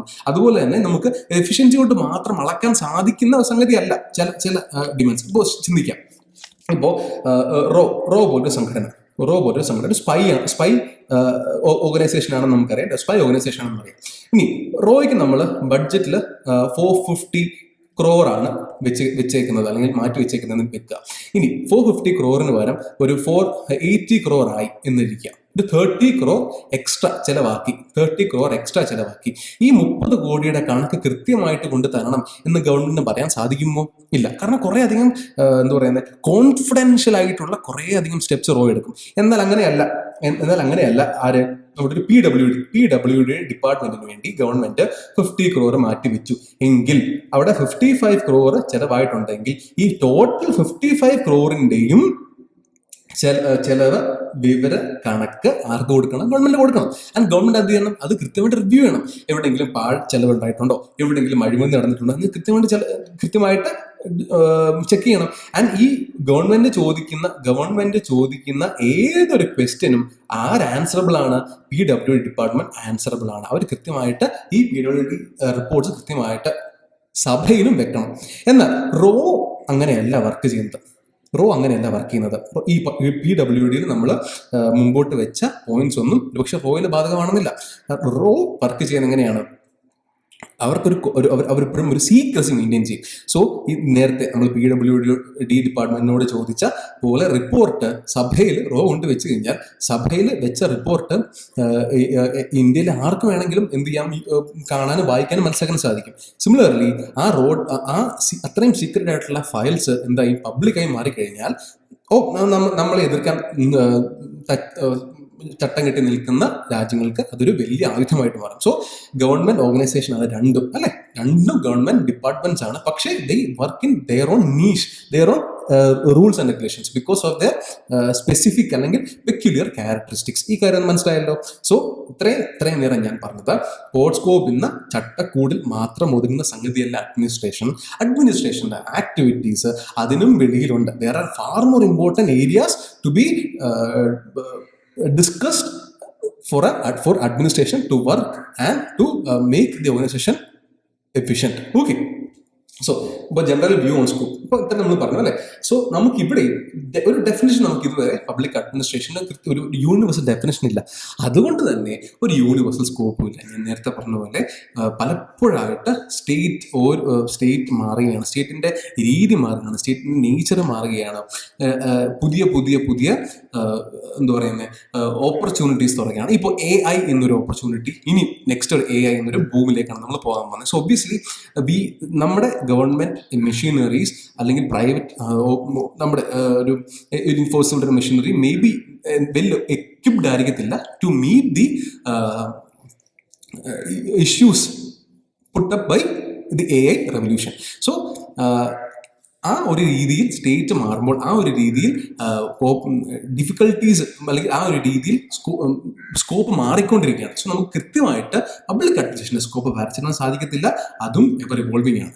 So public administration as a discipline should deal with these subject matters dealt by public administration institution. ഒരു institution, അതായത് നമുക്ക് subject matter വ്യൂവിൽ ഇങ്ങനെ നോക്കണം എന്ന് പറഞ്ഞ് അതിന് വെളിയിൽ എന്തെങ്കിലും ഒരു ആക്ടിവിറ്റിയിൽ പബ്ലിക് അഡ്മിനിസ്ട്രേഷന് ഇടപെട്ടേ പറ്റത്തുള്ളൂ അല്ലേ. സബ്ജക്ട് മാറ്റർ വ്യൂവിൽ 10 മേഖലകളിലാണ് ഇടപെടണം എന്ന് പറഞ്ഞേക്കുന്നത് വെച്ചു. 11ാമതായിട്ടൊരു പുതിയ ചലഞ്ച് വരികയാണ് എങ്കിൽ അവിടെ പബ്ലിക് അഡ്മിനിസ്ട്രേഷൻ ഒരു ആക്ടിവിറ്റിയിൽ ഇടപെടുകയാണ് എങ്കിൽ obviously that has to be included in the list of subject matter അല്ലേ. സോ അപ്പോൾ 10 എന്നുള്ളത് 11ആയി മാറും. സോ ഈ പോളിസി ഇംപ്ലിമെന്റേഷൻ ചലഞ്ചസിനെ നമുക്ക് ഓവർകം ചെയ്യണമെങ്കിൽ we have to deal with both institution and subject matter view. Okay, അതായത് രണ്ടിനെ നമ്മൾ ഉൾക്കൊള്ളണം, സ്കോപ്പിനുള്ളിൽ രണ്ടിനെ നമ്മൾ ഉൾക്കൊള്ളണം എന്നാണ് പറയുന്നത്. സോ ടു കൺക്ലൂഡ് നമുക്ക് എന്ത് ചെയ്യാം? Public administration mix of theory and practice. ഇവിടെ പ്രാക്ടീസ് ആണ് ആക്ടിവിറ്റി അല്ലെങ്കിൽ ഇൻസ്റ്റിറ്റ്യൂഷൻ എന്ന് പറയുന്നത് കേട്ടോ. ആൻഡ് തിയറിയാണ് നമ്മളുടെ സബ്ജക്ട് മാറ്റർ എന്ന് പറഞ്ഞത്. സോ ഇപ്പോൾ ഇൻ പ്രാക്ടീസ് ആയിട്ടുള്ള കാര്യങ്ങളും ഇൻ തിയറിയിലായിട്ടുള്ള കാര്യങ്ങളും നമ്മൾ എവിടെ ഇൻക്ലൂഡ് ചെയ്യണം? പബ്ലിക് അഡ്മിനിസ്ട്രേഷന്റെ ഡിസിഷൻ മേക്കിങ്ങിലും ഇംപ്ലിമെന്റേഷൻ നമ്മൾ ഇൻക്ലൂഡ് ചെയ്യണം. ആൻഡ് രണ്ട് പേരുടെ വ്യൂ കൂടെ ഒന്ന് വായിച്ചു നോക്കിക്കേ. Public administration requires both the knowledge of POSDCORB techniques and subject matter where these techniques are applied. So POSDCORB technique എന്താണ് നമ്മൾ മനസ്സിലാക്കിയിരിക്കണം. കാരണം ഈ ടെക്നിക്സ് നമുക്ക് എവിടെ അപ്ലൈ ചെയ്യാനുള്ളതാണ്? നമ്മുടെ സബ്ജക്ട് മാറ്റർ, നമ്മുടെ തിയറിയിൽ നമ്മൾ അപ്ലൈ ചെയ്യേണ്ടതാണ് എന്നുള്ളതാണ് ലൂയിസ് മിരിയാമിന്റെ വ്യൂ. ഹെർബർട്ട് സൈമൺ വളരെ വളരെ ഇമ്പോർട്ടൻ്റ് ആയിട്ടുള്ള ഒരു വ്യക്തിത്വമാണ്. നമ്മൾ തിങ്കേഴ്സിൽ ഇദ്ദേഹത്തിന്റെ ഡിസിഷൻ മേക്കിംഗ് തിയറി ഇദ്ദേഹത്തിന്റെ ഡിസിഷൻ മേക്കിംഗ് തിയറി നമ്മൾ പഠിക്കും. ഒരു വ്യക്തി എങ്ങനെയാണ് ഡിസിഷൻ എടുക്കുന്നത്, ആ ഡിസിഷൻ എടുക്കാൻ അദ്ദേഹത്തിന്റെ അടിസ്ഥാനമായി ഒരാൾ എടുക്കേണ്ട പോയിന്റ്സ് ഏതൊക്കെയാണ്, ആസ്പെക്ട്സ് ഏതൊക്കെയാണ്, പെർസ്പെക്റ്റീവ്സ് ഏതൊക്കെയാണ് എന്നുള്ളതൊക്കെയാണ് ഡിസിഷൻ മേക്കിംഗ് തിയറിയിൽ ഹെർബർട്ട് സൈമൺ പറഞ്ഞിരിക്കുന്നത്. സോ അദ്ദേഹം പറഞ്ഞത് public administration involves deciding and doing thing. വളരെ ഇമ്പോർട്ടൻ്റ് ആണ് അല്ലേ. Deciding and doing thing highlighting the importance of both aspects. So നമുക്ക് ഡിസിഷൻ വേണം, ടൈംലി ഡിസിഷൻ വേണം. ആൻഡ് ആ ഡിസിഷൻ എടുത്താൽ മാത്രം പോരാ, അതിന് എക്സിക്യൂട്ട് ചെയ്യുകയും വേണം. സോ ഡിസിഷൻ, ഒരു എക്സിക്യൂഷന് മുമ്പ് ഏതാണ് correct decision, ethically, logically, financially, കണ്ടോ എത്ര ആസ്പെക്റ്റിലാണ് നമ്മൾ ഡിസിഷൻ എടുക്കാൻ. ഒരു ഡിസിഷൻ നമുക്ക് എടാപിടി എന്ന് നമുക്ക് എടുക്കാൻ സാധിക്കില്ല. എത്തിക്കലി കറക്റ്റ് ആണോ നമ്മൾ നോക്കണം, ദെൻ ഫിനാൻഷ്യലി വയബിൾ ആണോ എന്ന് നമ്മൾ നോക്കണം, ദെൻ ലോജിക്കലി ഇത് സാധ്യമാകുമോ എന്നുകൂടെ നമ്മൾ നോക്കണം. സോ ഇങ്ങനെ കുറേ അധികം കാര്യങ്ങൾ പരിഗണിച്ചാണ് നമ്മൾ ഡിസിഷൻ എടുക്കുന്നത്. ആൻഡ് വൺസ് ആ ഡിസിഷൻ ഈസ് ടേക്കൺ, നമ്മൾ അതിനെ എക്സിക്യൂട്ട് ചെയ്യാൻ, ടു ഗെറ്റ് തിങ്സ് ഡൺ, നമുക്കൊരു ബോഡി ആവശ്യമാണ്, അതിന് കുറച്ച് സെന്റിമെന്റ്സ് ആവശ്യമാണ്, അതിന് കുറച്ച് സ്ട്രക്ചർ ആവശ്യമാണ്. അവിടെയാണ് പബ്ലിക് അഡ്മിനിസ്ട്രേഷന്റെ എന്തിരിക്കുന്നത്, സത്ത ഇരിക്കുന്നത്. ഓക്കെ ഫൈൻ, ഇതാണ് ഹെർബർട്ട് സൈമൺ പറഞ്ഞത്. So this is scope. നമ്മൾ നേരത്തെ ഡെഫിനിഷൻ ഡിസ്ക്രൈബ് ചെയ്ത പോലെ നമുക്ക് ഒരു കൃത്യമായിട്ടുള്ള ഒരു എന്തില്ല, ഡെഫിനിഷനില്ല. അതുകൊണ്ട് തന്നെ നമുക്ക് കൃത്യമായിട്ടൊരു സ്കോപ്പുമില്ല. ഇനി ഞാൻ നേരത്തെ സംസാരിച്ച പോലെ ഈ ഒരു കാര്യമാണ് നമുക്ക് മനസ്സിലാക്കണം. ഇതൊരു എക്സാമിനേഷൻ പോയിന്റ് ഓഫ് വ്യൂ അത്ര ഇമ്പോർട്ടൻ്റ് ഉള്ള സംഗതിയല്ല, പക്ഷെ എന്തായാലും മനസ്സിലാക്കണം എങ്ങനെയാണ് പബ്ലിക് അഡ്മിനിസ്ട്രേഷൻ്റെ സ്കോപ്പ് മാറിയത് with respect to the changing state. Society പലപ്പോഴായിട്ട് മാറി അല്ലേ, അതനുസരിച്ച് സ്റ്റേറ്റും കൂടെ മാറി. സൊസൈറ്റിയുടെ നീഡ്സിനെ മീറ്റ് ചെയ്യാൻ വേണ്ടി സ്റ്റേറ്റും മാറി. അതനുസരിച്ച് എന്ത് ചെയ്തു, പബ്ലിക് അഡ്മിനിസ്ട്രേഷന്റെ സ്കോപ്പും വളരെ വളരെ വളരെ വലുതായി. പണ്ട് നാരോ വ്യൂവിൽ പറഞ്ഞ കുറച്ച് സംഗതികൾ മാത്രം ഫോക്കസ് ചെയ്താൽ മതി എന്ന് പറഞ്ഞിടത്ത് വന്ന എല്ലാ ആക്ടിവിറ്റീസിലും ഫോക്കസ് ചെയ്യണം എന്നൊരു തലത്തിലേക്ക് നമ്മൾ എത്തി.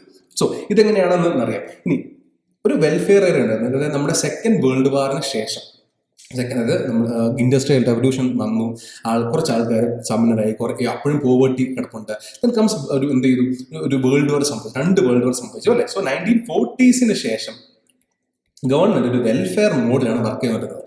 Government was the principal provider. Government ആയിരുന്നു എന്താണ് പ്രൊവൈഡറായിട്ട് വർക്ക് ചെയ്തുകൊണ്ടിരുന്നത്. ഒരു വ്യക്തി, ഒരു സിറ്റിസൺ ആവശ്യമായിട്ടുള്ള ഭക്ഷണം, പാർപ്പിടം, വിദ്യാഭ്യാസം, ജോലി, ഇവിടെ എല്ലാം ആരുടെ കണ്ണെത്തണമായിരുന്നു, എല്ലാം ആര് കൺട്രോൾ ചെയ്യണമായിരുന്നു, ഗവൺമെന്റ് കൺട്രോൾ ചെയ്യണം. കാരണം ഗവൺമെന്റിന്റെ ആ ഒരു ചുമതലയെ ഹെൽപ്പ് ചെയ്യാൻ ആ സമയത്ത് മറ്റ് ഓർഗനൈസേഷൻസ് ഇല്ലായിരുന്നു എന്നുള്ളതാണ് സത്യം. സോ ഒരു മനുഷ്യന് ആവശ്യമായിട്ടുള്ള എല്ലാ ആക്ടിവിറ്റീസിലും, എല്ലാ നീഡ്സും ആരാൽ സാധ്യമാക്കണമായിരുന്നു, ഗവൺമെന്റിന് അത് ചെയ്യേണ്ട ബാധ്യസ്ഥതയുണ്ടായിരുന്നു. അതിനുശേഷമാണ് ഒരു പ്രൈവറ്റ് അല്ലെങ്കിൽ ഒരു പ്രൈവറ്റ് മാർക്കറ്റ് എന്നൊരു കൺസെപ്റ്റ് വന്നത്. അത്ര നേരം ഗവൺമെന്റ് കൺട്രോൾഡ് ആയിട്ടുള്ള സംഗതികളിൽ പ്രൈവറ്റ് എന്നൊരു കൺസെപ്റ്റ് വന്നു. സോ അവിടെ എന്താണ്, ഒരു ഗവൺമെന്റ് മാത്രം ചെയ്തുകൊണ്ടിരുന്ന സംഗതി പ്രൈവറ്റ് ആയിട്ടൊരു കമ്പനി വരികയാണെങ്കിൽ അവിടെ എന്ത് സംഭവിക്കും, അവിടെ കോമ്പറ്റീഷൻ കൂടും അല്ലെ, കോമ്പറ്റീഷൻ കൂടും. സോ കോമ്പറ്റീഷൻ കൂടുമ്പോൾ കൂടുതൽ കസ്റ്റമേഴ്സിനെ, കൂടുതൽ ലാഭം ഉണ്ടാക്കാൻ വേണ്ടി എന്ത് ചെയ്യണം, കൂടുതൽ നല്ല പ്രൊഡക്റ്റ് കൊടുക്കണം അല്ലെ, കൂടുതൽ ഫൈൻ സർവീസ് കൊടുക്കണം. ഗവൺമെന്റ് ഹോസ്പിറ്റൽസ് ഉണ്ട്, പ്രൈവറ്റ് ഹോസ്പിറ്റൽസ് ഉണ്ട്. സോ ഗവൺമെന്റ് ഹോസ്പിറ്റൽസിൽ നിന്നും പ്രൈവറ്റ് ഹോസ്പിറ്റൽസിനെ വ്യത്യസ്തമാക്കാൻ വേണ്ടി പ്രൈവറ്റ് ഹോസ്പിറ്റൽസ് എന്ത് ചെയ്തു, കൂടുതൽ സർവീസ് കൊടുക്കാൻ തുടങ്ങി. കൂടുതൽ ചിരിച്ചുകൊണ്ട് നഴ്സുമാര് അപ്രോച്ച് ചെയ്യാൻ തുടങ്ങി. ഡോക്ടേഴ്സ് കുറച്ചുകൂടെ കമ്പാഷനേറ്റ് ആയി. അങ്ങനെ ഒരു സർവീസ് എന്ന രീതിയിൽ ഒരു ഫീൽ കൊടുക്കാൻ സാധിച്ചു. സോ ഹെൻസ് എന്ത് ചെയ്താൽ പറ്റി, ഹൈലി കോമ്പറ്റീഷനാണ്. ഗവൺമെന്റ് പ്രൈവറ്റ് മേഖലകൾ പ്രൈവറ്റ് പല കമ്പനികൾ ഒരുമിച്ച് വരും അല്ലെ, 5-6 കമ്പനികൾ ഒരുമിച്ച് വരുന്നു. സോ 5 കമ്പനികളുണ്ട്. സോ പവർ അല്ലെങ്കിൽ കസ്റ്റമേഴ്സ് ഡിവൈഡ് ആയി പോകും. സോ എല്ലാ കമ്പനിയും will be force to make sure that they give the best experience. Hence എന്താണ്, ഓവറോൾ ക്വാളിറ്റി ഇൻക്രീസ് ആയി.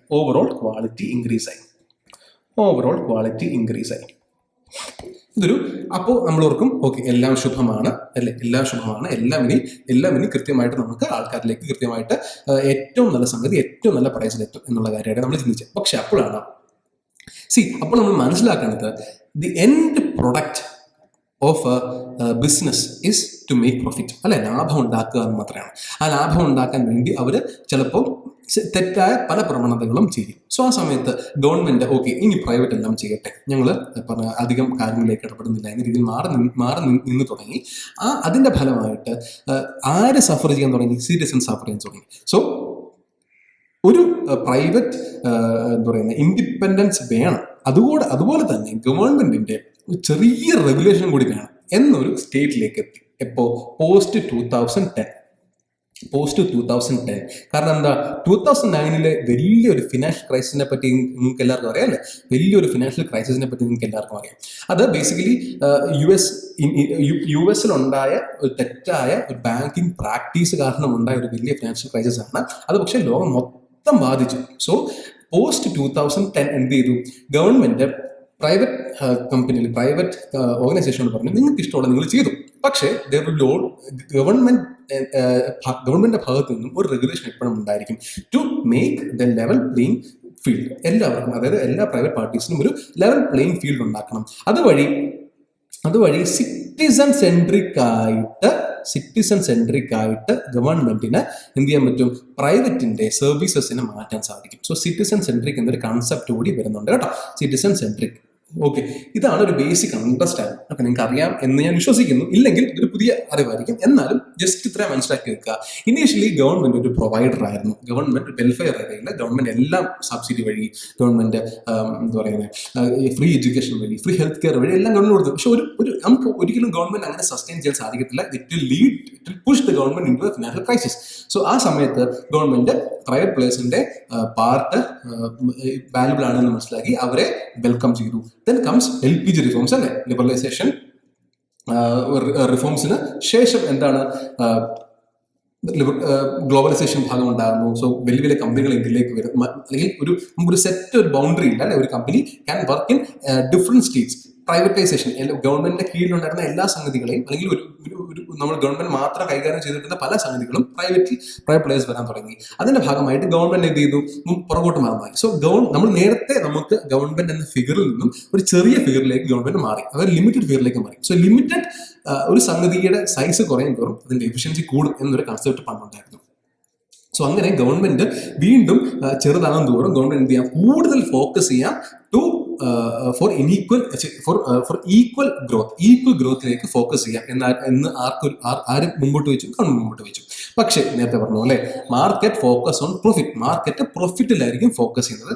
സോ ഇൻക്ലൂസീവ് ഗ്രോത്ത് എന്നൊരു കൺസെപ്റ്റ് ഇല്ലാണ്ടായി. അതായത് richer gets richer, poorer get poorer എന്ന കൺസെപ്റ്റ് എത്തി. സോ ഗവൺമെന്റിന്റെ പ്രസൻസ് മാർക്കറ്റിൽ ആവശ്യമായി വന്നു. Government started taking necessary steps to coordinate the results. ഇപ്പൊ ഇതിന്റെ എല്ലാം ഉദാഹരണമാണ് നമ്മുടെ ജിയോ റെവല്യൂഷൻ. ഒന്നോർത്ത് നോക്കി, ഇനീഷ്യലി വി ഹാഡ് എയർടെൽ അല്ലെ, നമുക്ക് എയർടെൽ ഉണ്ടായിരുന്നു, നമുക്ക് വോഡഫോൺ ഉണ്ടായിരുന്നു, ഐഡിയ ഉണ്ടായിരുന്നു, BSNL ആദ്യം തൊട്ടേ ഉണ്ടായിരുന്നു. ദെൻ കെയിം ജിയോ ഉണ്ടായിരുന്നു. ഇതിനെല്ലാം പുറമെ എയർസെൽ എന്ന് പറഞ്ഞ ചെറിയൊരു പ്ലെയർ ഉണ്ടായിരുന്നു. അങ്ങനെ കുറെ അധികം ചെറിയ പ്ലേയേഴ്സ് ഉണ്ട്. ഇപ്പം നമുക്ക് നമ്മുടെ മുന്നിൽ എത്ര പ്ലേയേഴ്സ് ഉണ്ട്? ഇവിടെയാണ് ഞാൻ നേരത്തെ പറഞ്ഞ പോലെ പ്രൈവറ്റ് പാർട്ടീസ് ഫോക്കസ് മൈൻഡഡ് ആണ്, പ്രോഫിറ്റ് ഫോക്കസ്ഡ് ആണ് അവരുടെ എല്ലാ ആക്ടിവിറ്റീസും. ഇപ്പോൾ BSNL വളരെ ശോഷിച്ച അവസ്ഥയിലാണ് അല്ലെ. വോഡഫോണും ഐഡിയയും കൂടി മേർജ് ചെയ്തു. ഇപ്പോൾ ഐഡിയ മാത്രമേ ഉള്ളൂ. എയർസെൽ കംപ്ലീറ്റ് ഇല്ല. ജിയോ. സോ ഇപ്പം പണ്ട് 6 പ്ലേയേഴ്സ് ഉണ്ടായിരുന്നു, ഇപ്പം 3 പ്ലേയേഴ്സേ ഉള്ളൂ. സോ 6 പ്ലേയേഴ്സ് ഉള്ളപ്പോഴാണോ 3 പ്ലേയേഴ്സ് ഉള്ളപ്പോഴാണോ ഏറ്റവും കൂടുതൽ ക്വാളിറ്റി ഇൻ സർവീസ് വരിക? അതെപ്പോഴും നമ്പർ ഓഫ് പ്ലേയേഴ്സ് കൂടുതലുള്ളപ്പോഴാണ്. ഇപ്പം 3 പ്ലേയേഴ്സേ ഉള്ളൂ. So obviously government has to take necessary steps to make sure that ഈ പറഞ്ഞ 3 players will not make humongous profit looting citizens. ഇവിടെയാണ് നമ്മൾ നേരത്തെ പറഞ്ഞ third stage, which is cooperative competitive era welfare ഇറയുടെ ഒരു കോമ്പിനേഷൻ വരുന്നത്. മനസ്സിലായെന്ന് ഞാൻ കരുതുന്നു. ഓക്കെ, സോ നമ്മുടെ ഡെഫിനേഷനും ഫോക്കസും കഴിഞ്ഞു. ഇനി നമുക്ക് ഓർഗനൈസേഷൻ എന്താണെന്ന് മനസ്സിലാക്കണം, ടൈപ്സ് ഓഫ് ഓർഗനൈസേഷൻ എന്താണെന്ന് മനസ്സിലാക്കണം. ആൻഡ് ടൈപ്സ് ഓഫ് ഓർഗനൈസേഷനകത്ത് private, public and non profit organisation ആണ് നമ്മുടെ സിലബസിൽ പറഞ്ഞിരിക്കുന്നത്. പക്ഷേ അതല്ലാതെ തന്നെ കുറച്ചുകൂടെ ഓർഗനൈസേഷൻസ് ഉണ്ട്. അത് നമുക്ക് ഓർഗനൈസേഷണൽ തിയറീസ് എടുക്കുന്ന സമയത്ത് ഞാൻ വളരെ ഡീറ്റെയിൽ ആയിട്ട് പറഞ്ഞുതരാം. ഇപ്പോൾ നമുക്കൊരു സർഫസ് ലെവൽ അണ്ടർസ്റ്റാൻഡിങ് മാത്രം മതി. നമുക്ക് പബ്ലിക് എന്താണ്, പ്രൈവറ്റ് എന്താണ്, നോൺ പ്രോഫിറ്റ് ഓർഗനൈസേഷൻസ് എന്താണ്, അവരുടെ വാല്യൂ സിസ്റ്റംസ് എങ്ങനെയാണ് എന്നുകൂടെ നമുക്ക് മനസ്സിലാക്കിയാൽ മതി. ഓക്കെ, സോ ഒരു സ്റ്റാർട്ട് ഡിഫറൻസ് ഈ ഒരു കാര്യം കൂടെ നമുക്ക് നോക്കാം. Administration, organisation, management, 3 വാക്കുകളുണ്ട്. പലപ്പോഴും നമ്മൾ അറിഞ്ഞോ അറിയാതെയോ ഇന്റർചേഞ്ചബിളി യൂസ് ചെയ്യുന്ന വാക്കുകളാണ്. പക്ഷേ 3-നും 3 അർത്ഥമാണ്, 3-നും 3 ഡ്യൂട്ടീസ് ആണ്. Administration refers to the process of setting goals. And objective. So ഒരു ഓർഗനൈസേഷന്റെ ഗോളും ഒബ്ജക്റ്റീവും ഞാൻ നേരത്തെ പറഞ്ഞിരുന്നു. വിഷൻ ആൻഡ് മിഷൻ ഓർമ്മയുണ്ടോ കഴിഞ്ഞ ക്ലാസ്സിൽ പറഞ്ഞത്? അതുപോലെ തന്നെ വിഷൻ ആൻഡ് മിഷൻ, ഒരു ഓർഗനൈസേഷന്റെ ഗോളും ഒബ്ജക്റ്റീവ്സും നേരത്തെ തന്നെ എന്ത് ചെയ്യണം, സെറ്റ് ചെയ്ത് വെക്കണം. എങ്കിൽ മാത്രമേ ആർക്ക് അതിനനുസരിച്ച് സ്റ്റെപ്സ് എടുക്കാൻ പറ്റത്തുള്ളൂ. മാനേജ്മെന്റ് നമുക്ക് വരാം. It involves determining broad policies under the organisation and its management will operate. So administration ആണ് ഒരു ഫൗണ്ടേഷൻ ഇടുന്നത്. ആർക്ക് വേണ്ടി? ഓർഗനൈസേഷന്റെ എയിംസ്, ഓർഗനൈസേഷൻ റിസൾട്ട്സ് അച്ചീവ് ചെയ്യാൻ വേണ്ടിയുള്ള ഫൗണ്ടേഷൻ ആരുടെ ഭാഗത്തു നിന്നാണ് ഉണ്ടാകുന്നത്? അഡ്മിനിസ്ട്രേഷന്റെ ഭാഗത്തു നിന്നാണ് ഉണ്ടാകുന്നത്. ഇനി ഓർഗനൈസേഷൻ ആണ് ഒരു സ്ട്രക്ചർ കൊടുക്കുന്നത്, അല്ലെ? ഒരു high level organisation, mid level organisation, low level organisation, CEO കാണും, CFO കാണും. ഇവരാണ് ഈ പറഞ്ഞ മെയിൻ പുള്ളികൾ, അല്ലെ? അതിന് താഴെ കുറെ അധികം മാനേജേഴ്സ് കാണും. അതിന് താഴെ ആയിരിക്കും വർക്കേഴ്സ് ഉള്ളത്. ആൻഡ് ഇവരെ ഈ പറഞ്ഞ മാനേജേഴ്സിനെ സപ്പോർട്ട് ചെയ്യാൻ വേണ്ടി ഒരു ബോർഡ് കാണും, അല്ലെ? ബോർഡ് ഓഫ് മാനേജേഴ്സ് കാണും. സോ ഓർഗനൈസേഷൻ ഒരു കൃത്യം സ്ട്രക്ചർ വേണം. ആരൊക്കെ എന്തൊക്കെ ജോലി ചെയ്യണം, ഈ ജോലി ചെയ്യാൻ വേണ്ടി ആവശ്യമായിട്ടുള്ള മെഷീൻസ് വേണം. ഈ മെഷീൻസിൽ പണിയെടുക്കുമ്പോൾ ആവശ്യമായിട്ടുള്ള ടൂൾസ് വേണം. അതിനാവശ്യമായിട്ടുള്ള ജോലിക്കാർ വേണം. ഈ സംഗതികളെല്ലാം കൂടെ കൂടുന്നതാണ് എന്തെന്ന് പറയുന്നത് ഓർഗനൈസേഷൻ പറയുന്നത്. So organisation involves bringing together the necessary human resources, materials, tools, equipments and working space, അല്ലെ? വർക്കിംഗ് സ്പേസ് കൂടെ വേണം to in a systematic and effective manner. So it is about creating structure, ഒരു കൃത്യമായ structure ഉണ്ടാക്കിയെടുക്കുക എന്നുള്ളതാണ് organisation കൊണ്ട് ഉദ്ദേശിക്കുന്നത്. Then comes management. ഒരു ഓർഗനൈസേഷൻ വന്നു, അതുകൊണ്ട് കൃത്യമായിട്ട് സ്ട്രക്ചർ വന്നു. ആ സ്ട്രക്ചറിന്റെ ഭാഗമായിട്ട് നമുക്ക് അഡ്മിനിസ്ട്രേഷൻ ഉണ്ടായി. അഡ്മിനിസ്ട്രേഷന്റെ ഭാഗമായിട്ട് നമുക്ക് എന്തൊക്കെയാണ് ഓർഗനൈസേഷന്റെ ഗോൾസ് എന്നും ഒബ്ജക്റ്റീവ്സ് എന്നും നമ്മൾ നേരത്തെ കൃത്യമായിട്ട് പോയിന്റ് ഔട്ട് ചെയ്തു. ഇത്രയും വന്നല്ലോ. ഇത് ചെയ്യാൻ ആൾ വേണ്ടേ? ഇത് കൃത്യമായിട്ട് എക്സിക്യൂട്ട് ചെയ്യാൻ നമുക്ക് സ്റ്റെപ്സ് വേണ്ടേ? എങ്ങനെ ചെയ്യണം, എന്ത് ചെയ്യണം, എങ്ങനെ ചെയ്യണം, എന്ത് നേടണം എന്നുള്ള ആര് പറയും? അഡ്മിനിസ്ട്രേഷൻ പറയും. അത് ചെയ്യേണ്ട ചുമതല ആരുടെയാണ്? മാനേജ്മെന്റിന്റെ ചുമതലയാണ്. So management is the process of lending, guiding and directing the organisation towards achievement of goals. Okay, fine. So management is responsible for the day-to-day operations and implementation of the policy set by administration. ഈ 3 definitions വളരെ important ആണ്. ഈ 3 ഡെഫിനേഷനും നമ്മൾ കൃത്യമായിട്ട് എന്ത് ചെയ്യണം, അതിനർത്ഥം എന്താണെന്ന് മനസ്സിലാക്കി വെക്കണം. കാരണം മാച്ച് ദ ഫോളോയിങ് ആയിട്ട് ചോദിക്കാം. ഓക്കെ, ചോദിക്കാം. ഇത്രയും നേരം നമ്മൾ സംസാരിച്ചതിൽ ഒരു ഹോട്ട് ടോപ്പിക്കേക്ക് നമ്മൾ കടക്കുകയാണ് കേട്ടോ. So basically speaking, simple terms നമ്മൾ പറയുകയാണെങ്കിൽ, administration sets the goals, organization provides a structure, management drives the process to achieve the objectives. Okay ആണല്ലോ. സോ ഓർഗനൈസേഷൻ ഉണ്ടാവും. ഓർഗനൈസേഷൻ താഴെയാണ് ആര് വരുന്നത്? അഡ്മിനിസ്ട്രേഷൻ, അല്ലെ? അഡ്മിനിസ്ട്രേഷൻ വരുന്നത്. അവരാണ് എന്ത് ചെയ്യുന്നത്? ഗോൾസ് സെറ്റ് ചെയ്യുന്നത്. ആ ഗോൾസ് അച്ചീവ് ചെയ്യാൻ വേണ്ടി മറ്റൊരു ബോഡിയാണ് ആര്? മാനേജ്മെന്റ്. ഓക്കെ ആണല്ലോ, മനസ്സിലാക്കി വെക്കാം. ദെൻ ഇനി നേരത്തെ സംസാരിച്ച പോലെ തന്നെ ഡിഫറെന്റ് വ്യൂസ്. നമ്മൾ ഒരിക്കലും ഗവൺമെന്റ് അഡ്മിനിസ്ട്രേഷൻ എന്ന് പകരം ഗവൺമെന്റ് മാനേജ്മെന്റ് എന്ന് പറയത്തില്ല. കാരണം മാനേജ്മെന്റ് എപ്പോഴും നമ്മളൊരു പ്രോഫിറ്റ് ഓറിയന്റഡ് ആയിട്ടുള്ള ആക്ടിവിറ്റീസിലാണ് നമ്മൾ എപ്പോഴും അതിനെ ഇൻകോർപ്പറേറ്റ് ചെയ്യാറുള്ളത്. അഡ്മിനിസ്ട്രേഷൻ എപ്പോഴും ഒരു പ്രോഫിറ്റ് മൈൻഡഡ് ആയിരിക്കണം എന്നില്ല, വെൽബീയിങ് ആയിരിക്കണം, അല്ലേ? സിറ്റിസൺ വെൽബീയിങ് ആയിരിക്കും അവിടെ മെയിൻ ഫോക്കസ് എന്ന് പറഞ്ഞു കഴിഞ്ഞാൽ. So according to Peter Drucker, management is linked to business activities that require economic performance, അല്ലെ? ലാഭം, അതായത് ഒരു മുടക്ക് മുതലും ഒരു വരുമാനം സൃഷ്ടിക്കുന്ന സംഗതികളിലാണ്, ബിസിനസ് ആക്ടിവിറ്റീസിലാണ് മാനേജ്മെന്റ് വരുന്നത്. That administration is related to the non business activities like government functions. ഇതൊരു വളരെ നാരോ വ്യൂ ആണ്. Then another perspective ആണ്, admission involves routine tasks in familiar setting following establishments, procedures, rules and regulations. Management on the other hand എന്താണ്? It is dynamic, അല്ലെ? ഓരോ ദിവസം പുതിയ issues വരാം. It is creative and innovative function and risk taking. ഇതും മറ്റൊരു view ആണ്. Then comes some scholars view. എന്താണ്? Administration is seen as determinative function, setting the direction.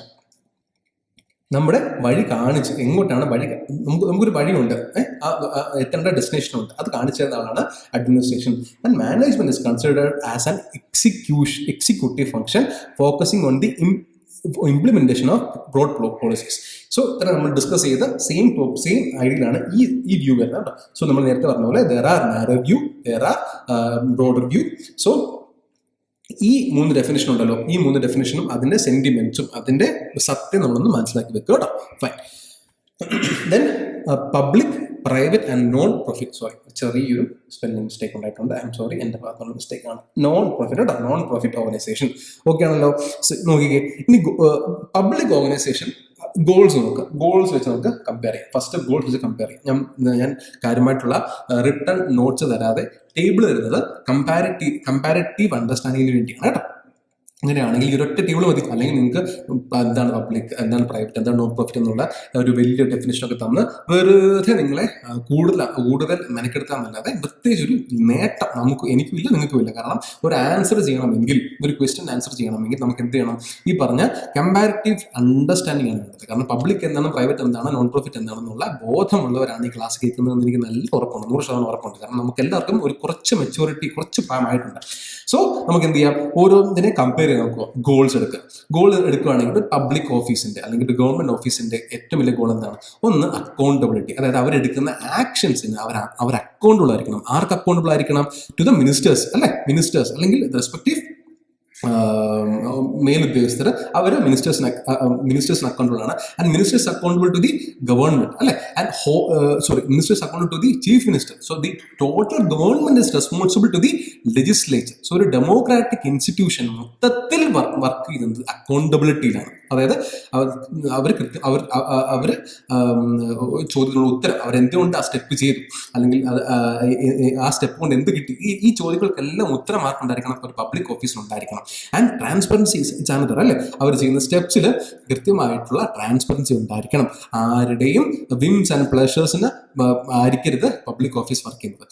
Public ഓഫീസിന്റെ ഒരു ഉദാഹരണം എന്ന് പറഞ്ഞു കഴിഞ്ഞാൽ, ആരിരുന്നാലും അവിടെ വർക്ക് ഒരുപോലെ നടക്കണം, അല്ലെ? ഇതിപ്പോൾ ഞാൻ ഇരുന്നാലും ശരി, കേട്ടോട്ടെ നിങ്ങളിരുന്നാലും ശരി, അറ്റ് എന്നോട് വർക്ക് നടക്കണം. ആ വർക്ക് ഒരുപോലെ തന്നെ നടക്കണം. ഞാൻ മാറി എന്ന് കരുതി മറ്റൊരാൾ ചെയ്യുന്ന വർക്ക് കൂടുതൽ നന്നാകാൻ അങ്ങനെയല്ല ഒരു ഓർഗനൈസേഷൻ വർക്ക് ചെയ്യുന്നത് കേട്ടോ. സോ ബേസിക്കലി ഒരു പബ്ലിക് ഓർഗനൈസേഷന്റെ ഗോൾ അക്കൗണ്ടബിലിറ്റിയും ട്രാൻസ്പെറൻസിയുമാണ്. എന്നാൽ നോൺ പ്രോഫിറ്റിന്റെ അങ്ങനെയാണ് മിഷനാണ്. അതായത് അവർക്കൊരു മിഷൻ കാണും. അതായത് ഇപ്പോൾ എഡ്യൂക്കേഷൻ ഫോർ ഓൾ എന്ന രീതിയിലാണ് അവർ മുമ്പോട്ട് പോകുന്നതെങ്കിൽ അവർക്ക് ലിറ്ററേറ്റ് ആൾക്കാരെ എഡ്യൂക്കേറ്റ് ചെയ്യുക, പാവപ്പെട്ട ആൾക്കാരെ, ഡിപ്രൈവ്ഡ് ആയിട്ടുള്ള ആൾക്കാരെ എഡ്യൂക്കേറ്റ് ചെയ്യുക എന്നുള്ളതായിരിക്കും അവരുടെ മിഷൻ. സോ അവിടെ അവർക്ക് ഈ പറഞ്ഞ പോലെ അക്കൗണ്ടബിലിറ്റി ട്രാൻസ്പെറൻസി ഒന്നും അത്ര ആവശ്യം വരത്തില്ല. എന്നാൽ പ്രൈവറ്റ് ഓർഗനൈസേഷൻ അങ്ങനെയല്ല, പ്രോഫിറ്റ് ഉണ്ട്. ലാഭമുണ്ടെങ്കിൽ ബാക്കിയുള്ള കാര്യങ്ങളൊക്കെ സെക്കൻഡറി ആണ് കേട്ടോ. അവിടെ ഗോള് പ്രോഫിറ്റ് മാത്രമാണ്. Then organisational governance political and bureaucratic ആയിരിക്കും. നമുക്കറിയാം, പൊളിറ്റിക്കലായിരിക്കും, ബ്യൂറോക്രാറ്റിക് ആയിരിക്കും. ഇനി നോൺ പ്രോഫിറ്റ് ഓർഗനൈസേഷൻ്റെ ബോർഡ് ഓഫ് ഡയറക്ടേഴ്സ് കാണും. ആൻഡ് പ്രൈവറ്റ് ഓർഗനൈസേഷൻ്റെ ഇൻവെസ്റ്റേഴ്സും പ്രൈവറ്റ് ഓണേഴ്സും കാണും. നമുക്കറിയുന്ന കാര്യങ്ങളാണ്, കൂടുതൽ ഡിസ്കഷൻ ഒന്നും അവിടെ ആവശ്യമില്ല. Organisation internal structures formally centralised ആയിരിക്കും. നേരത്തെ പറഞ്ഞ പോലെ നമുക്ക് ഇപ്പോൾ ഒരു ഡയറക്ടർ എടുക്കുക. ആ ഡയറക്ടറിന്റെ ഒരു ഗവൺമെന്റ് ഓഫീസ് എടുക്കുകയാണെങ്കിൽ അതിനൊരു ഡയറക്ടറാണ്, അല്ലെ? ഡയറക്ടറിന്റെ കീഴിൽ അതിൻ്റെ ഒരു പ്രധാനപ്പെട്ട ഒരു ഓഫീസർ കാണും. അതിന് താഴെ കുറച്ചധികം ഓഫീസേഴ്സ് കാണും. സോ അതൊരു സെൻട്രലൈസ്ഡ് ആയിരിക്കും. ഇതിന്റെ ഒരു താഴത്തെ ഓഫീസറിന് എടുക്കാൻ സാധിക്കുന്ന അല്ലെങ്കിൽ ചെയ്യാൻ സാധിക്കുന്ന കുറച്ച് കാര്യങ്ങളുണ്ട്. അതിൽ മാത്രമാണ് അദ്ദേഹത്തിന്റെ സ്കോപ്പ് ഓഫ് ഡൂയിങ്, അല്ലെ? ഒരിക്കലും ഒരു SP ചെയ്യുന്ന ജോലി ഒരിക്കലും ഒരു CIക്ക് ചെയ്യാൻ സാധിക്കത്തില്ല. സോ ഒരിക്കലും നമുക്ക് മറികടക്കാൻ സാധിക്കത്തില്ല. കാരണം സെൻട്രലൈസേഷൻ ഓഫ് പവർ ഒരു വലിയൊരു ഫീച്ചറാണ് ആരുടെ? പബ്ലിക് ഓർഗനൈസേഷനിൽ. സോ ഇവിടെ നമുക്ക് കിട്ടേണ്ട ഏറ്റവും വലിയ പോയിന്റ്, സെൻട്രലൈസേഷൻ ഏത് ഓർഗനൈസേഷന്റെ ഫിഗറാണ്, അല്ലെങ്കിൽ ഏത് ടൈപ്പ് ഓഫ് ഓർഗനൈസേഷന്റെ ഒരു ഫാക്ടറാണ് എന്ന് ചോദിച്ചു കഴിഞ്ഞാൽ അതിനർത്ഥം ഉത്തരം പബ്ലിക് ഓർഗനൈസേഷനാണ്. സോ നമ്മൾ കൃത്യമായിട്ട് കൺസെപ്റ്റ് മനസ്സിലാക്കി പോവുക എന്നുള്ളതാണ് ഞാൻ ഉദ്ദേശിച്ചത്. When comes non public organisation, അവിടെ ലെസ് ഫോർമൽ ആയിരിക്കും, കുറച്ചുകൂടെ ഡീസെൻട്രലൈസേഷൻ ആയിരിക്കും. പ്രൈവറ്റ് ഓർഗനൈസേഷൻ വേരി ചെയ്യും. അത് ആ ഓർഗനൈസേഷന്റെ ലക്ഷ്യം അനുസരിച്ച്, അതിന്റെ രീതി കൾച്ചർ അനുസരിച്ച് അത് വേരി ചെയ്തുകൊണ്ടിരിക്കും. Exposure to competitive work, government ഓഫീസിൽ എന്തെങ്കിലും കോമ്പറ്റീഷൻ ഉണ്ടോ? ഇല്ല, വളരെ കുറവ് കോമ്പറ്റീഷൻ ഉണ്ട്. കാരണം ഗവൺമെന്റ് ആ ഒരു PWD പോലെ മറ്റൊരു സെക്ടർ ഇല്ല, അല്ലെ? അല്ലെങ്കിൽ വാട്ടർ അല്ലെങ്കിൽ എന്താ പറയുന്നത്, വാട്ടർ അതോറിറ്റി പോലെ, KSEB പോലെ മറ്റൊരു ഗവൺമെന്റ് ബോഡി ഇല്ല. അതുകൊണ്ട് തന്നെ കോമ്പറ്റീഷൻ കുറവാണ്. അതുകൊണ്ട് തന്നെ they won't thrive for the efficiency. അവർ കുറച്ചുകൂടെ ഒരു സമാധാനമായിട്ട് പണിയെടുത്ത് കുറച്ച് ലേറ്റ് ആയാലും പ്രശ്നമില്ല എന്ന കൺസെപ്റ്റിലായിരിക്കും അവർ പോകുന്നത്. എന്നാൽ നോൺ പ്രോഫിറ്റ് ഓർഗനൈസേഷനും പറയുന്നത് മോഡറേറ്റ് ആണ്, അല്ലെ? അവിടെ കോമ്പറ്റീഷൻ ഇല്ല. അവർക്ക് പ്രധാനം എന്താണ്? അവർക്ക് പ്രധാനം അവർ എന്ത് മിഷന് വേണ്ടിയാണ് വർക്ക് ചെയ്തത്, ആ മിഷൻ എക്സിക്യൂട്ട് ചെയ്യാൻ സാധിക്കുന്നുണ്ടോ ഇല്ല എന്നുള്ളത് മാത്രമാണ് അവർ ഫോക്കസ് ചെയ്യുന്നത്. Then comes private organisation. ഇവിടെ ഹൈ കോമ്പറ്റീഷൻ ആണ്, അല്ലെ? They have to be better than the competitor. എങ്കിൽ മാത്രമേ അവർക്ക് എന്ത് ചെയ്യാൻ പറ്റുള്ളൂ? They can increase their business and profit. അതല്ലേ at the end of of the day profit ആണ് അവർ ഫോക്കസ് ചെയ്യുന്നത്. So they has to be the better service, they have to give the better product അല്ലേ. So there competition is very very high. ഞാൻ external characteristics ഒന്ന് നോക്കി. Closed ആണ് and collaborative ആണ്. Closed and collaborative ആണ്. അതായത് ആ ഡിപ്പാർട്ട്മെന്റിനുള്ളിൽ നടക്കുന്ന കാര്യങ്ങൾ ആ ഡിപ്പാർട്ട്മെന്റ് മാത്രം അറിയുന്നുള്ളൂ അല്ലേ. പിന്നെ നമുക്ക് അറിയണമെങ്കിൽ നമ്മുടെ അപേക്ഷ കൊടുത്ത് നമ്മൾ ചോദിച്ച് മനസ്സിലാക്കണം. എന്നാൽ non profit organisation open and collaborative ആയിരിക്കും. എന്തുകൊണ്ട് അങ്ങനെ വെക്കുന്നത് ഓപ്പൺ കൊളാബറേറ്റീവ്? കാരണം they are getting funds from different ആൾക്കാർ അല്ലേ, ഡിഫറെന്റ് ആയിരിക്കണം. സോ അവർ പൊതുവെ ഓപ്പൺ ആണ് എന്നുള്ളൊരു ഒരു സെന്റിമെന്റ്സ് ക്രിയേറ്റ് ചെയ്യണം. അതല്ല എങ്കിൽ നമ്മൾ കൊടുക്കുന്ന പൈസ നമുക്ക് എന്താണോ, നമ്മളോട് എന്താണോ വാഗ്ദാനങ്ങൾ തന്നിരുന്നത് അവരെവിടെ കൊടുക്കും അല്ലെങ്കിൽ എന്തിനു വേണ്ടി അവർ ഉപയോഗിക്കും എന്നുള്ളത് നമുക്ക് മനസ്സിലായില്ല എങ്കിൽ നമ്മൾ പിന്നീട് അവർക്ക് ഫണ്ട് കൊടുക്കുമോ? ഇല്ല. So non profit organisation open collaborative ആയിരിക്കും. Similarly private organisation closed competitive ആയിരിക്കും. ബിക്കോസ് എന്താണ്, അവരുടെ ക്ലോസ്ഡ് ആയിരിക്കണം. കാരണം അവരുടെ കമ്പനി രജിസ്റ്ററുകൾ മറ്റു കമ്പനി ഇറങ്ങി കഴിഞ്ഞാൽ they can make better products അല്ലേ.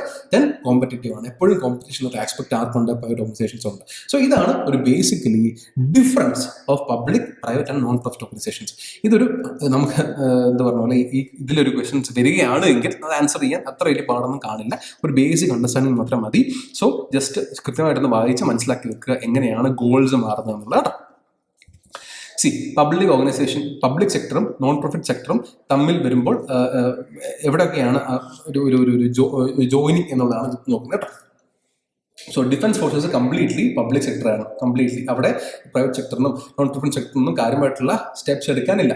എന്നാൽ government operated N G Os ഉണ്ട്. അത് കുറച്ചുകൂടി ആർക്ക് നോൺ പ്രോഫിറ്റ് ഓർഗനൈസേഷനുമായിട്ട് ചേർന്ന് നിൽക്കുന്ന സംഗതികളായിരിക്കും. Then comes charities. ഗവൺമെന്റ് ഒരിക്കലും ചാരിറ്റീസിലേക്ക് പോകാറില്ല അല്ലെ. ഗവൺമെന്റ് കാരണം ടാക്സ് പേയ്മെന്റ് ആണ്. So they have to make sure that ഇത് കൃത്യമായിട്ട് ബഡ്ജറ്റിൽ വന്ന് ബഡ്ജറ്റ് പാസ്സാക്കി പോകണം. സോ ഈ ഒരു ലൈൻ വെച്ച് നോക്കുക. ലൈനിൽ ഏറ്റവും അറ്റത്ത് നിൽക്കുന്ന സംഗതികൾ ആ പബ്ലിക് സെക്ടറുമായിട്ട് കൂടെ നിൽക്കുന്നതും ഈ ലൈൻ വെച്ച് നോക്കുമ്പോൾ ഇവിടെ ഏറ്റവും അടുത്ത് നിൽക്കുന്ന നോൺ പ്രോഫിറ്റ് ഓർഗനൈസേഷനാണ്. ഇതൊരു ബേസിക് അണ്ടർസ്റ്റാൻഡിംഗ് മാത്രമാണ്. ഏതൊക്കെ ബോഡീസ് ആണ് പബ്ലിക് എന്നും ഏതൊക്കെ ബോഡീസ് ആണ് പ്രൈവറ്റ് ഒന്നും ചോദിക്കാനൊന്നും പോകുന്നില്ല. നിങ്ങളുടെ ഒരു അണ്ടർസ്റ്റാൻഡിങ്ങിന് വേണ്ടി ഞാൻ ഇട്ട് തന്നുള്ളൂ കേട്ടോ. ഓക്കെ. സോ പബ്ലിക് സെക്ടറിന്റെയും നോൺ പ്രോഫിറ്റ് സെക്ടറിന്റെയും ബേസ് ഈവൻ ദോ ഡിഫറൻസ് ഉണ്ടെങ്കിലും there are a lot of similarities between non profit organization and public sector organizations. പക്ഷേ ഒന്ന് ചിന്തിച്ചു നോക്കിയേ, പ്രോഫിറ്റ് ലാഭമില്ലാതെ ഒരു ഗവൺമെന്റ് ഓർഗനൈസേഷൻ വർക്ക് ചെയ്യാൻ സാധിക്കുമോ? KCB എടുക്കാം. KCB കടക്കണിയിലാണ് നമ്മൾ കൃത്യമായിട്ട് വാർത്തകൾ കേൾക്കാറുണ്ട്. At the end of the day KCB കൃത്യമായിട്ട് വർക്ക് ചെയ്യണമെങ്കിൽ they have to make profits, they have to be more efficient.